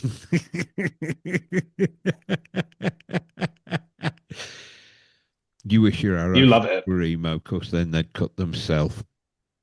Yeah, and I wouldn't have the painstaking time of matching them. I, You love it, really. I do like making arrows. Yeah. Although I'm no longer doing bear shaft shooting. I've sworn away that with woodies. I made one perfect set, and oh Christ, they changed weight by from the amount of friction going in and out of the target. Wow. Like, Use more yeah, loops. The wetter, the so I better. might have them. Six of them. Yeah, black one side, and then where it Wow. starts. Yeah, I did a post about it. My Instagram's So been weird lately. It's showing me some. I'll it have should be to this go color. and look for people I follow to see what they've posted, because I think it's something to do with this beta thing. I haven't activated it, where it only shows it to non-followers in an attempt to improve your reach. And if it works for non-followers, it then shows it to your followers. it's really weird algorithm Yeah, malarkey that I don't bother to keep up with anymore. It's I, I, like, I want to see stuff from people I follow. That's why I follow them. I want to see yeah, it. it is That's massively not difficult annoying. to understand, is it? I follow them because I want to see what they're posting. Stop keep giving me adverts for fucking crap belts and ad, random adverts. I follow people because I'm interested in them. I like to see what they're posting. It adds value to me. I enjoy it. It adds enjoyment. Show me the people I follow, you fuckers. Yeah. Right. So, what have we got coming up for 2026? And we've talked about the supercast, whether it's an Anglo-Saxon invasion of Denmark or a Danish invasion of. Yeah. See, hang on, I can't say that. I have actually got Yeah. some kind of bicep, and I've actually got a bit of tricep as well. Claes, we are arm wrestling when we see each other. We I'm are a definitely tricep arm tops. wrestling. Richard, stop laughing. I can't hear him. I just said, you're fucked, mate. I'm so good at arm wrestling. I have longer leather. You can snap those T-Rex arms off. Yeah. It's all about technique, and we had a guy when I was at school in the fifth year. He'd got into bodybuilding, phenomenally strong. And my friend Bablu Mia, he was like 3.5 stone, wringing wet, and nobody could beat him at arm wrestling. His muscles were like knots on cotton, but he just perfected the technique. And the We'll be biggest, strongest lads in the year, he just bump straight down. we'll be taking bets. Weakest Anglo versus strongest Dane. It's like the shoot up at Lancaster, start at the weakest and end up at the strongest. Yeah, I, that'll I, I be love that'll be good watching those fun. shoot downs. How many are going to be in the shoot down for longbow? 4 or 8? That's a good question. I actually don't know. I think it's 8, but Oh, same as the compounders. I love watching it. yeah, I am so hyped. Yeah, I'm gonna be. You're my pick. You're my pick. Like, so I'll be watching it live. I'd like to see Ian win it, but I think Klaes is going to. I well, think Klaes is going to pip him. Ian is the Uh, I've problem. not really followed many of the bear bows. I think either Oliver or Judah. Oliver The or Judah. is there's so many unknown factors. Yeah, Well, for we are about 100 longbow archers now. There might be like 25, 30 guys that are hunters that really knows how to shoot a bow, and that is only coming out of the woods now, have never competed before. yeah. We're hearing about them now. And also there's so many like really, really good longbow archers there. Like Michael Davenport is a slayer. And then we have Yeah, like we have all seen what he can do with a bare bow. Yeah. Um, so I know I have been name dropped a lot for like being the winner of this Lancaster, but and of course I'm like going for the win. Like I'm You're not setting, going there just to compete. You're going there to freaking win. that's my goal. But like if we're just looking at like the facts, the statistics and all, like it can be anyone's game. Yeah. Because it's still so new, like we haven't established like who are the killers out there, basically. And was it last year? What year was it? Bodie didn't make it through to the finals because it was like a millimetre on a closest to centre shot. Yeah. A millimetre. That's insane. And Tim, I can't remember his surname. They called him the CEO in compound because he rocked up in a button-down shirt, came on as the 8th seed, came from nowhere as the 8th seed, and shot his way. He beat everybody and won it. It is. Am I right in thinking there's an element, no matter how well you shoot, there is a certain element of luck at Lancaster? Yeah, that definitely is. Like, no question about it. And to be honest, like many of us don't even know how well we will shoot. If we look at the longbow scores from last year, not like not I'm not trying to be hard on anyone who shot Lancaster last year, but the scores weren't where they could have been. Yeah. Michael Davenport, all season, he had been breaking like 500 shooting, like 520. He ended on a 532, which is insane. And he shot something like, I think he shot a 491 at Lancaster, didn't even win it. Like, there were no archers who broke the 500 mark. Is that just the pressure of that competition? I'm sure of it. I'm sure it's simply because I think Lancaster is so big that it simply fucks with you. Yeah. To get used to it. Or be like you need to be comfortable in that situation. Like, if you look at Oliver, you can throw that guy in a crowd of 1,000 people and he will stand there like performing and thinking, I'm having the time of my life. Well, a guy like me, I'm really shy and introverted naturally. So I have to build my mindset up for that. And I think Lancaster is so big that if you don't do the correct amount of work or are like naturally gifted for it. Yeah. Yeah, I mean, it sounds strange that I do this, but I am naturally a freaking introvert until I get around people I'm really comfortable with, and then I can open up. And people don't believe me that, you know what, you can't be an introvert doing this. But I find myself feeling very vulnerable and very exposed doing this. Is it that same kind of thing when you're on a competition line and you got the best of the best there with you? Like, what are you talking about? Like me feeling vulnerable, or what do you mean? Yeah, I mean, I've never been an elite level shooter. Does it always feel, particularly when you've had successes like you've had recently and broken record after record, does that add pressure to you to perform more? It can, definitely can. Um, Last day's competition was actually a really good example, I think. And this might sound horribly arrogant. I'm trying not to make it like that, but Say it. but like all day yesterday, I had such a hard time not focusing on score. I like my shooting went up and down all day.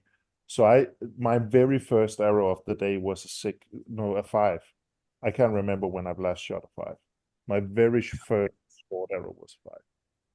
And I couldn't get the score out of my head. I had this pressure, like I know I can break the 540 mark. I know I can break the unofficial world record and all that. Um, and I just worked the mindset all day like it was a grind. And then I got into a really good mindset where I shot 28, 28, 29, 30, 29, and 28. Like, That's better than I shot with a compound. Yeah, that's absolutely crazy, dude.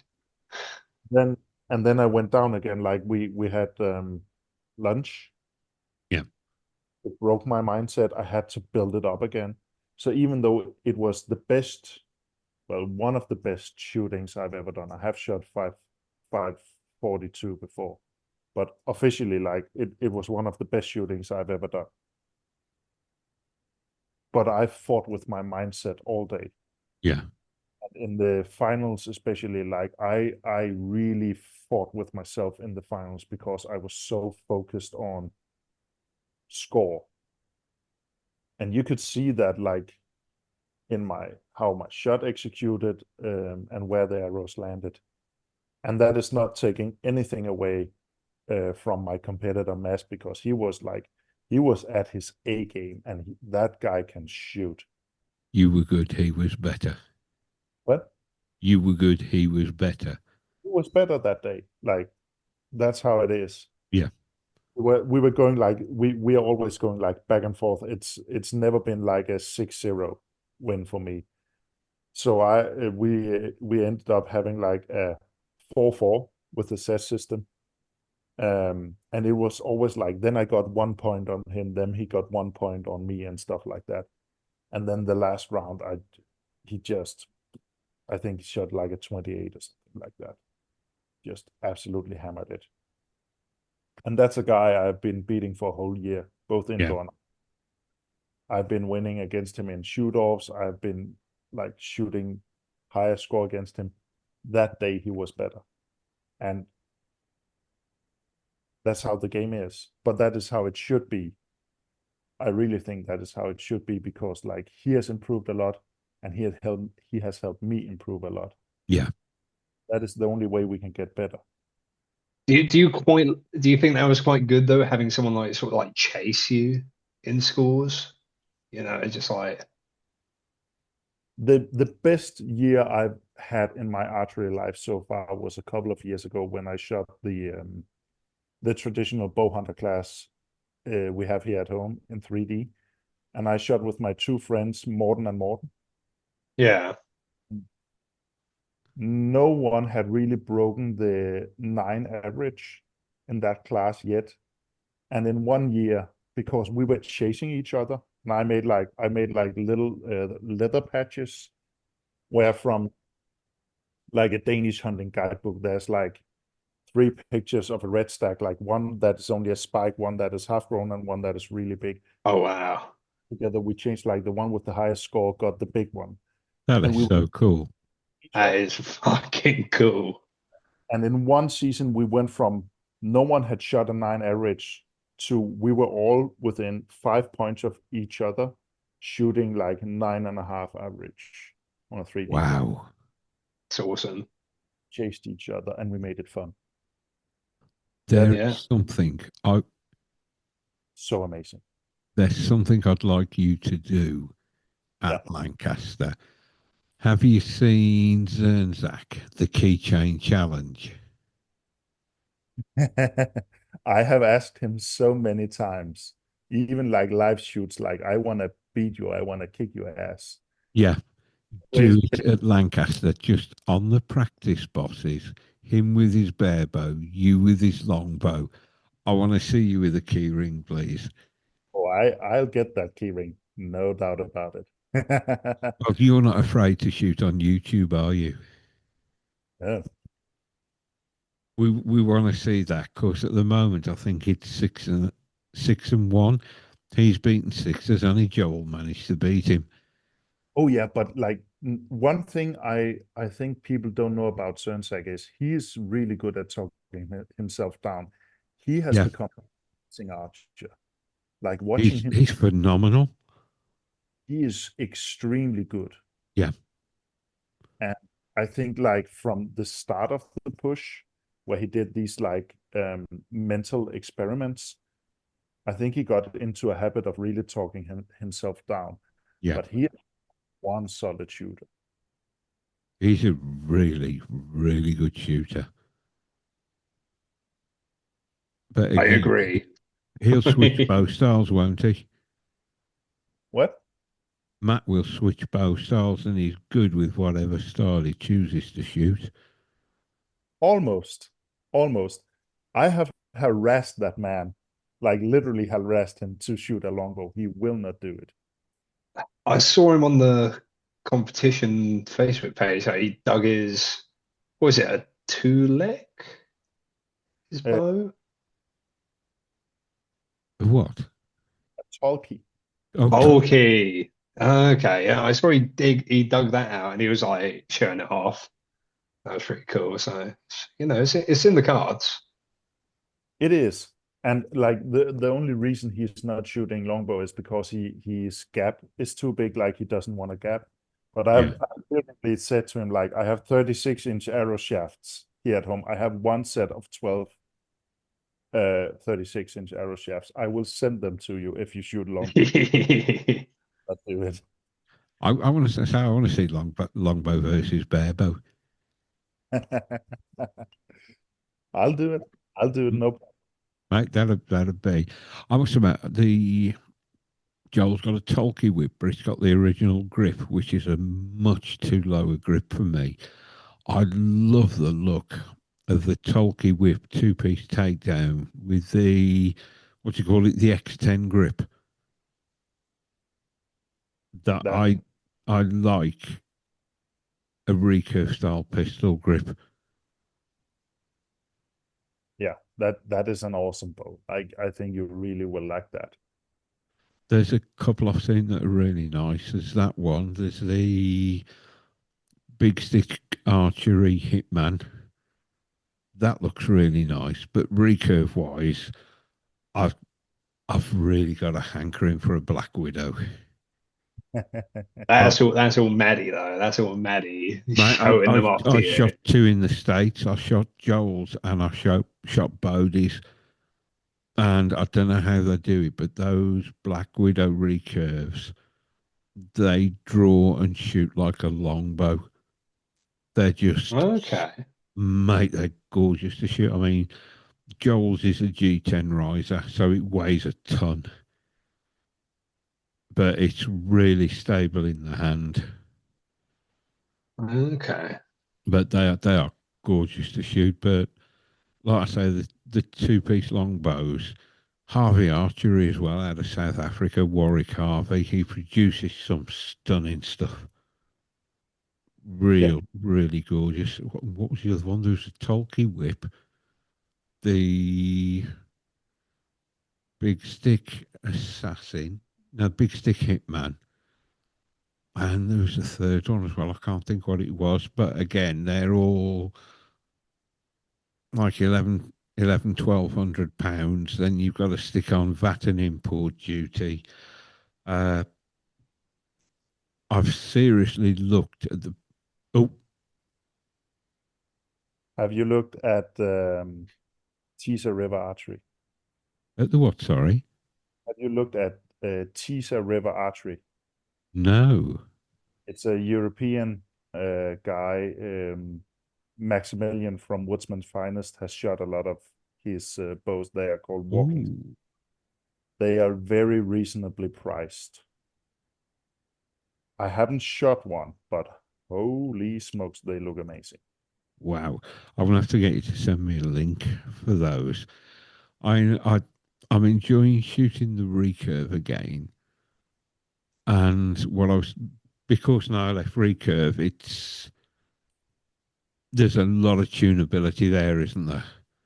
For shooting a fixed crawl. So I'm seriously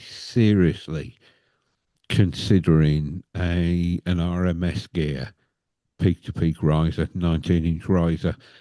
There's the flexibility. It's designed to shoot off the shelf, but you can also have it drilled and tapped for a springy and accurate tune, which it offers for the money. They're built by South Cox out of Stalker stick bows. There's so much, so many options there that you can shoot it off the shelf, off a rest. It's ILS. You just like that level of tinkering. The options that are there, there's one riser that can do multiple things. Yeah. I'm going to actually speak to him in the week because I've still got the international calling on my cell phone package. I'm going to give them a call and see if they will actually take a set of longbow limbs because those, like I say, you mentioned the Bosun ILF longbow limbs. I've been looking at those this week and looking at Woodsman's finest on them, and they do look best of both worlds, isn't it? They There's shoot they shoot really, really amazing. I've shot a pair of bosun limbs here at home that my friend has, and that is the best performing longbow I have ever shot, and it was on a really like a riser that was a really bad longbow platform. yeah, So if you put it on like a riser that has a little steeper angle, I'm I not think sure what the limb pad angle's like on the P2P. And you mentioned the white feather lark. I've got a white feather lark riser upstairs. yeah. And like right now, Bosen has free shipping. Ooh. Yeah, You've sold him. You've sold him limbs, man. Yeah. Mate, I'm saving up. I've got new hunting clothing to buy. That first trip to Montana was such a. It wasn't a learning curve. It was a learning cliff. Yeah, it was like that. But as Dylan said to me, he said, "You think you're as prepared as you can be, and on your first trip, everybody's woefully underprepared." So I'm going to order some code of silence clothing. Like I say, they don't ship outside of the US. But spoken to Anthony and he said, "Yep, you can have them shipped here and I'll send them over to you." And Oh, mate, that's cool. they're affordable. If you look at the Sitka and Kuyu, one of their cold weather bibs is like $600 to $800. The You code of went for the status. You went for mate, the the status. code of silence stuff is just over $200 for a bib and $200 for a parka. It looks phenomenal. And yeah. Joel recommended it, so if Mr. T's recommended it, you know it's good stuff. Mr. Shut IQ himself. Indeedy, sir, indeedy. I'm really looking forward to meeting that guy.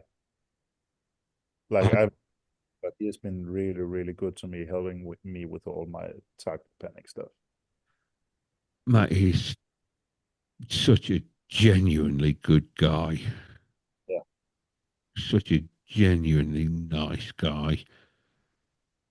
And I think we're conditioned to, we see so much in the media that very successful people can be unpleasant and dismissive, and he's the absolute opposite.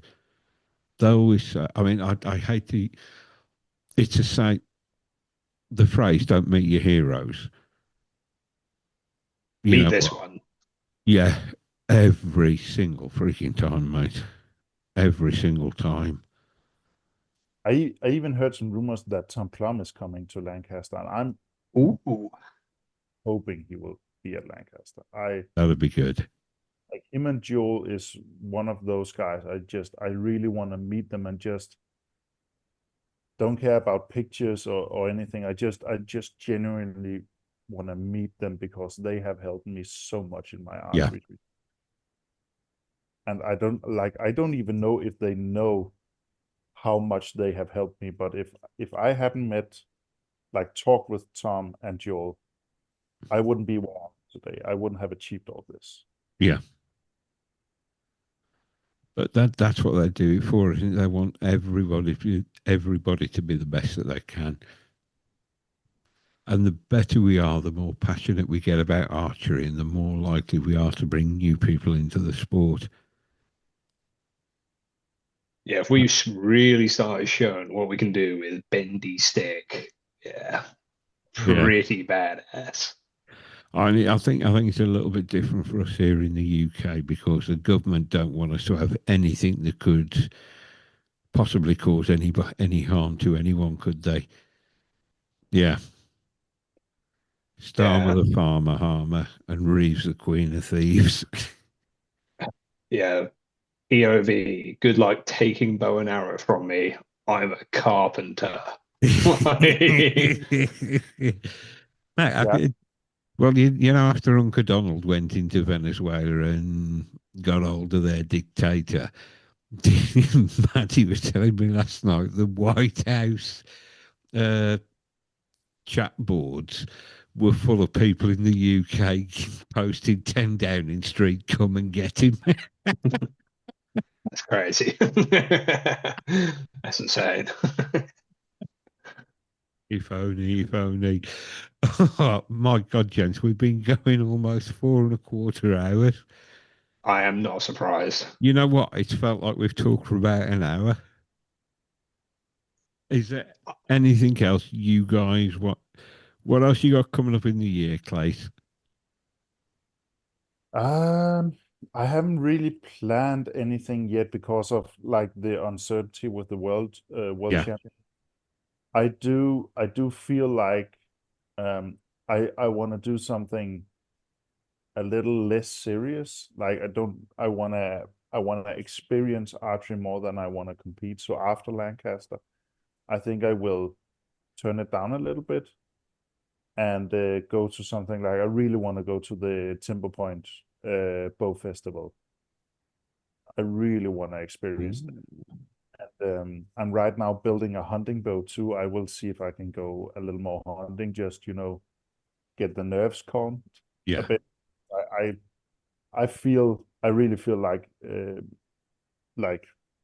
like even before the prep for the European Championships, like I'm running pretty thin on energy and getting ready to finish my what's it called, my school Yeah. uh school examinations this year. So there's going to be a lot of things that will make that my artery is like going down a little bit. I am hooked on bow hunting now. Yeah. There's just something so so. You, I I'm never normally one that's stuck for words, but I am honestly stuck for words. It's just that you're so in tune with everything, and to put yourself in a position where you're prepared to take an animal's life to feed yourself, there is just something. It's Feeling of God. primal, I get to mate. play God. It's not playing God. It's primal and visceral. I never even got to full draw on one, but when I thought I was going to get there, until it's hard to explain without feeling it. Does that make any sense? Hmm. I know what you're getting at. I do know what you're getting at. I'd shot stuff with an air rifle, Yeah. but to have it that close That's and you're not just squeezing a trigger, You put your you're whole body. you are part of that Yeah. weapon system. Yeah. It's No, I your get that. direct physical input rather than that. It's the whole, hmm. and it just makes shit feel so real. Yeah. No, awesome. Well, where Klaes is winding down this year, I'm going to be ramping it up. Yeah, Um, just a hit list. I didn't hear what you said, Klaes. Yeah, I said I might be. It depends a lot on Uh, what the yeah, if the world yeah, Championship is doing the new format, I will ramp it down a bit if it's going. yeah. Same as usual. Yeah. Or well, there's the money problem. It's gonna be expensive. So if it's You've got to happening, start teaching a lot. then I'll do it. Yeah. Oh yeah, Um, I've only seen one post about it. I mean, Oliver told me about it when I had him on the podcast. Uh, he's working with Ian on the 15th of this month, isn't he? yeah, for the The 3D squad. Yeah. Well, I think it's not only the 3D squad. Any archer Yeah, can, no, they've got tickets mate. I for think that's other fantastic. spaces. That is. Yeah. No, it's It it's is good. I've seen awesome. other people, outside of the 3D squad, jumping in, even some English longbow shooters, which is good that others want to like up their game Yeah. as well. Um, yeah, no, I mean it's a cool way of getting some more team funds into it, especially when It you have is. such like uh, high visibility people in the industry and the community.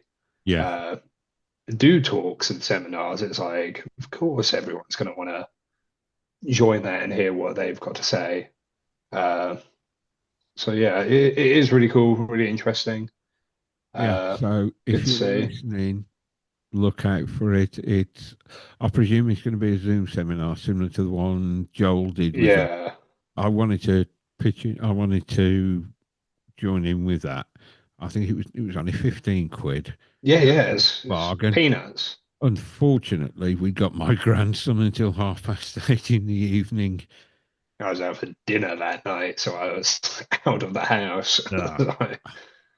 Yeah, If I haven't got my grandson that night, I think I'll pitch in with that though. Like I say, it's a good way of supporting your national team. yeah. And like I say, it's I think it's a case of if it's not the Olympics or the World Target Championships, the governing bodies aren't pushing money that way because they don't get money from the government for that. But they've been good enough with Ian to let him do what he get these things going to raise funds for the team, which hats off to Ian. He's working hard on this and doing really well with it. You know, Mister. Actually, I should be recording with Ian tomorrow night. I'll get in. Yes, yeah, Nice. yeah. Mate, I love his philosophical stuff at the moment. He seems to be driving such a positive vibe going to everybody at the moment. And the work he's Artist. doing in raising funds for the 3D team is, like I say, hats off. Chin chin, sir. What an awesome job.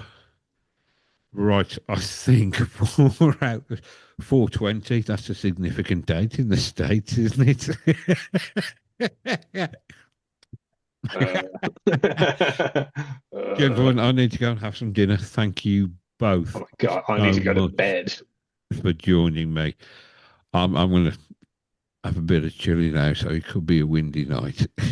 Oh Christ. Oh my, the archery geek household is oh, Yep. it's in for it now. Oh, Jesus. Real Slim Gillis. Thank you, gentlemen, so much for joining me. It has been awesome. Like I say, we've talked for so long. Really, some really good stuff to some completely random stuff. We have got to try and sort out something for a supercast this year, though. Of course, last year was so good. So good. I know that certainly got a fair few people interested this side. Hell Right, yeah. folks. Klaes, where can they find you on the socials, sir? Um, Facebook and Instagram is mainly it. Instagram is my name, Klaes underscore Andersen underscore DK, and on Facebook it's just Klaes Andersen. Klaes Andersen. Real Slim Gillis, where can they find you, sir? You can find me. I'm pretty much only on Instagram now. I don't really do anything on YouTube anymore. Out of pure focusing on my own stuff. Yeah, trad underscore sniper on Instagram. And if you stick Archery Geek Outdoors in Google, you'll see some really unpleasant shit, but give it a go anyway. Folks, thank you so much for listening. We'll see you soon. Remember, stay safe, shoot straight. Good night.